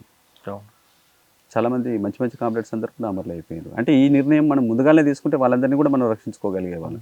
కమిటీ ఉమ్మడిగా కమిటీలుగా నిర్ణయం తీసుకునే పరిస్థితి ఉన్నప్పుడే మనం 2013 నాటికి ఈ నిర్ణయం కనుక తీసుకుంటే మనం మరో రూపంలో వీళ్ళందరినీ కూడా కాపాడుకొని ఇంకా మరో రూపంలో చట్టబద్ధంగా ఇంకో వేర్వేరు పద్ధతుల్లో పనిచేస్తాం.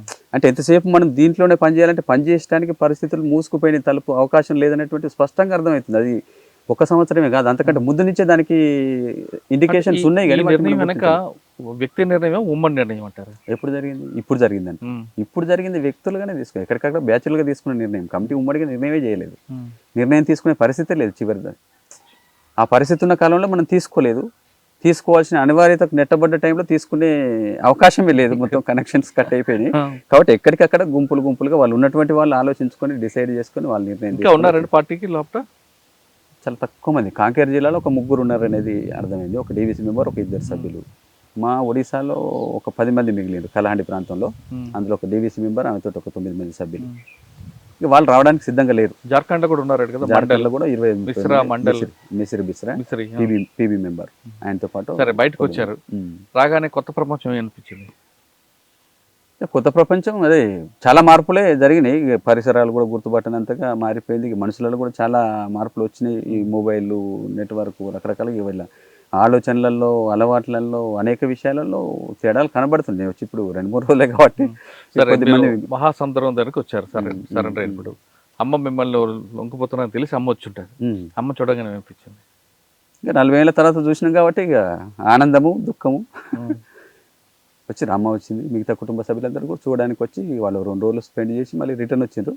అమ్మ చిన్న చెల్లె నాతోటి ఆగిపోయారు. అక్కడిని విడిచిపెట్టేదాకా ఉంటాం మీతోటే, ఇక్కడున్న వాళ్ళిద్దరు ఉండాల్సిందే.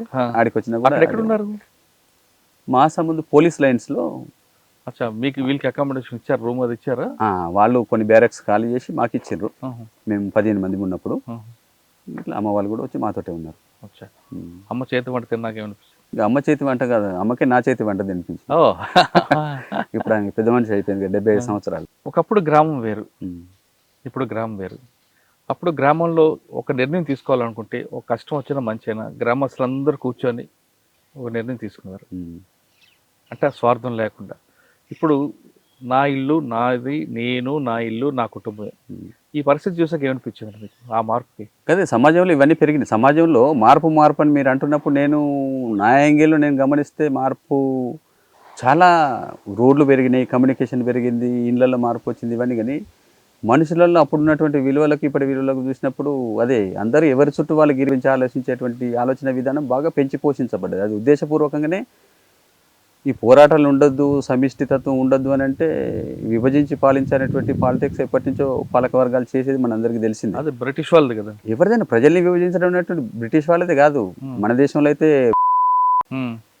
హిందూ ఇక్కడ ముందు అసలు బ్రిటిష్ వాళ్ళని మనం బాగా పాపులర్ ఏంటంటే అందరూ విభజించి పాలించాలని బ్రిటిష్ వాళ్ళు గుర్తొస్తారు. కానీ మన దేశంలో పురాతన కాలం నుంచి మీరు అధ్యయనం చేయండి, అంటే విభజించి పాలించేది నంబర్ 1 ప్రపంచం నేర్చుకోవాలి. భారతదేశం దాంట్లో బ్రిటిష్ వాడు కాదు మనకు విభజించి పాలించేది. వీళ్ళు ఇక్కడ సమాజాన్ని నిచ్చెన మెట్ల కుల వ్యవస్థ విభజించింది వాళ్ళే కదండి. అదంతా విభజించి పాలించడంలో భాగమే మనిషి. ఇప్పుడు కూడా ఎంత కులానికి సంబంధించినటువంటిది సమాజం అభివృద్ధి చెందుతుంటే అట్లాంటి వెనుకబడినటువంటి భావజాలం తగ్గాలే కదా. కానీ ఇప్పుడు కుల సెంటిమెంట్స్ ఇంకా బాగా పెంచి పోషించబడ్డాయి, పెరిగినాయి. ఎవరి కులానికి వాళ్ళు కుల సంఘాలు పెట్టుకున్న తర్వాత సరే అవి ఒక రకంగా కొన్నిటి కోసం అవి పెట్టుకోవచ్చు, కానీ దాంట్లోనే కూరుకుపోయి మొత్తంగా గిరిగీసుకొని మిగతా వాళ్ళతోటి దూరం ఉండేటువంటి ఇది పెరిగితే అందరు కలిసిపోవడము, మనుషులు అనేటువంటి కులము అనే దానికి ప్రాధాన్యత పోయి ఇప్పుడు అందరు గిరిగీసుకుంటే ఎవరి కులం వాళ్ళే, భార్య, 2 పిల్లలు, తల్లిదండ్రులను కూడా బయటకు నెట్టేసిందండి. తల్లిదండ్రులను ఎవరు చూడడం లేదు ఇప్పుడు. కాబట్టి మరీ స్వార్థపూరితమైనటువంటి ఒక సెల్స్ లాగా మారిపోయినాయి ఇప్పుడు సంబంధాలన్నీ. దాంట్లో మానవ సంబంధాలు అనేది కూడా లేవు. ఇప్పుడు వచ్చిన తర్వాత కుటుంబాల మధ్యలో ఉన్నటువంటి గొడవలు అవన్నీ వింటే ఎంత బాధాకరంగా ఉన్నదని అంటే కుటుంబాలుగా లేవు. ఒకప్పుడు ఉమ్మడి కుటుంబాలు రావడం పోవడం, ఒకరి కష్టాలను ఒకరు ఆదుకోవడం, కనీసం ప్రేమ అభిమానం. ఇప్పుడు డబ్బు ప్రధానం అయిపోయింది, ప్రేమ అభిమానం. అదే అన్న, మీరు అటువంటి వీటికి దూరంగా ఉండాలి, సమాజంలో మార్పు రావని వెళ్ళారు కదా, మీరు బయటకు వచ్చారు.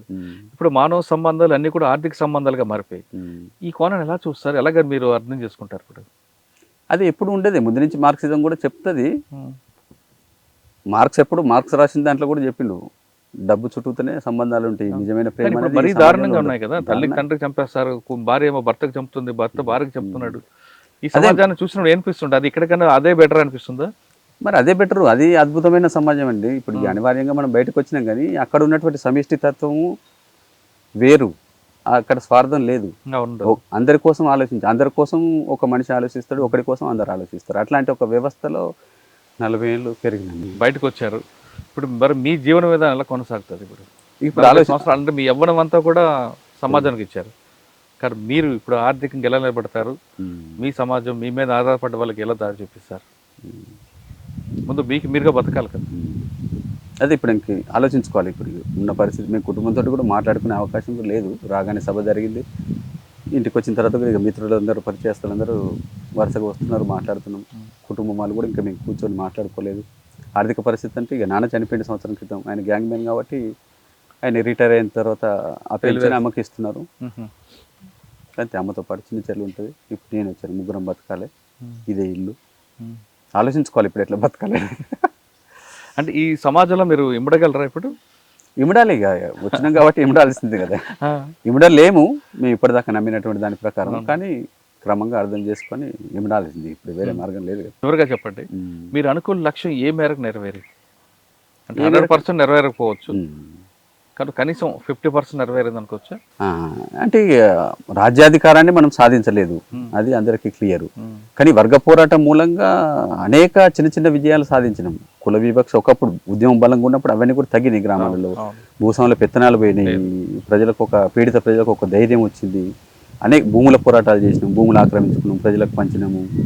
ఇట్లా అదే కూలీ రేట్లు పెరిగినాయి, మహిళలకు ఆత్మగౌరవం పెరిగింది, దళితులకు ఆత్మగౌరవం పెరిగింది. ఇట్లాంటి వాటి అన్నిటి వెనకాల వర్గ పోరాటం ఉంది. అనేక మంది త్యాగాలు ఉన్నాయి. వాళ్ళ త్యాగాలు లేకుండా, ఈ పోరాటాలు లేకుండా ఈ మార్పులైనా కూడా జరిగేటివి కావు. కాబట్టి కొద్దిమంది ఏం సాధించలేదు వీళ్ళు అనేది శుద్ధ తప్పు నేను చెప్పదలుచుకున్నది. అనేక మార్పులు జరిగినాయి, వాటన్నిటికీ కారణం వర్గ పోరాటం. వర్గ పోరాటం ఉన్నది కాబట్టి భూ సంస్కరణల చట్టం తీసుకొచ్చిన వాళ్ళు. నక్సల్బరీ పోరాటం లేకపోతే భూ సంస్కరణల చట్టం రావడానికి ఛాన్సే లేదు. ఆదివాసీల పోరాటం లేకపోతే పేసా కానూన్ తేవడానికి ఛాన్సే లేదు. కాబట్టి ప్రభుత్వాలు ఏ చట్టం తెచ్చినా దాని వెనకాల ప్రజలు చేసినటువంటి పోరాటాలు, త్యాగాలు అనేకం ఉన్నాయి. కాబట్టి 40 ఏళ్ళలో మేము సాధించినటువంటి చెప్పలేనటువంటి విజయాలు సాధించినాం. అయితే రాజ్యాధికారాన్ని సాధించలేకపోయినాం, ఆ దిశలో మనం విఫలమైనాం. అయితే ఇప్పుడు సమాజంలో ఈ దోపిడీ, అసమానత, అణిచివేత ఉన్నంత కాలము వర్గ పోరాటాలు ఆగవు. ఇంకో రూపంలో వస్తాయి. ఒక రూపంలో నువ్వు అణిచేస్తే అది మరో రూపంలో వస్తుంది. ఇప్పుడు జేఎన్జీ తరం అంతా కూడా అదేమో చాలా మనకంటే అడ్వాన్స్డ్ కదా. సరే వాళ్ళకు ఉండే బలహీనతలు ఉండొచ్చు, కానీ సామాజిక విషయాలలో స్పృహతోటి ఉండి ఆలోచిస్తున్నటువంటి ఒక సెక్షన్ కూడా ఉంది. అయితే ఏదైనా నువ్వు దోపిడీని పెంచుతూ పోతే, తీవ్రతను పెంచుతూ పోతే దానికి కూడా ఒక పాయింట్ ఉంటుంది కదండి. దానికి మించి నువ్వు చేసినప్పుడు తప్పకుండా అది మరో రూపంలో, ఏదో ఒక రూపంలో తప్పకుండా అది బద్దలవుతుంది, వస్తుంది. వర్గాలు ఉన్నంతకాలం వర్గ పోరాటం వేరు రూపాలలో కొనసాగుతాయి. ఇప్పుడు ఒక రూపంలో కొనసాగుతున్న పోరాటాన్ని రకరకాల కారణాలతో మనం అణిచేయగలిగినాం. అంత మాత్రాన ఇక వేరు రూపాలలో పోరాటాలు జరగవనేది చెప్పడం తప్పు. ప్రజలు ఎప్పుడు నిరంతరం పోరాడుతూనే ఉంటారు. ఒక రూపంలో నువ్వు అణిచివేస్తే ఇంకొక రూపంలో పోరాడతారు. కేవలం రాజ్యాధికారం మాత్రం సాధించలేదు, కానీ వర్గ పోరాటం ద్వారా చాలా కార్యక్రమాలు సాధించబట్టినారు ముప్పటి సాంబయ్య అలియాస్ వికాస్. 40 సంవత్సరాల పాటు అడవిలో ఉండి 4 రాష్ట్రాల్లో తన కార్యక్రమం చేపట్టిన ఆయన ఇప్పుడు బయటకు వచ్చాక ఇక్కడున్న ఈ సమాజం, ఇక్కడున్న వ్యక్తిగత పోరాటాలు, వ్యక్తిగత స్వార్థాలు చూసి ఇంత దారుణంగా ఉందా అనేది ఆయన ఆశ్చర్యపోతున్నారు. కానీ ప్రభుత్వం సాధించింది ఇది కేవలం మావోయిజం మాత్రం అణిచివేసింది. కానీ సమస్య ఎప్పుడున్నప్పుడు అది మరో రూపంలో కూడా రావచ్చు, అది రాకుండా చూసే బాధ్యత ప్రభుత్వాలదే అంటున్నారు సాంబయ్య. వర్గ పోరాటం ఉన్నంత వరకు ఈ సమస్య మరో రూపంలో వస్తుందని ఆయన హెచ్చరిస్తున్నారు. ఇది ముప్పటి సాంబయ్య అలియాస్ వికాస్ గారితో ఎక్స్క్లూజివ్ ఇంటర్వ్యూ. వచ్చే వారం మరో గెస్ట్ మళ్ళీ కలుద్దాం. అంతవరకు నమస్తే. Thank you very much.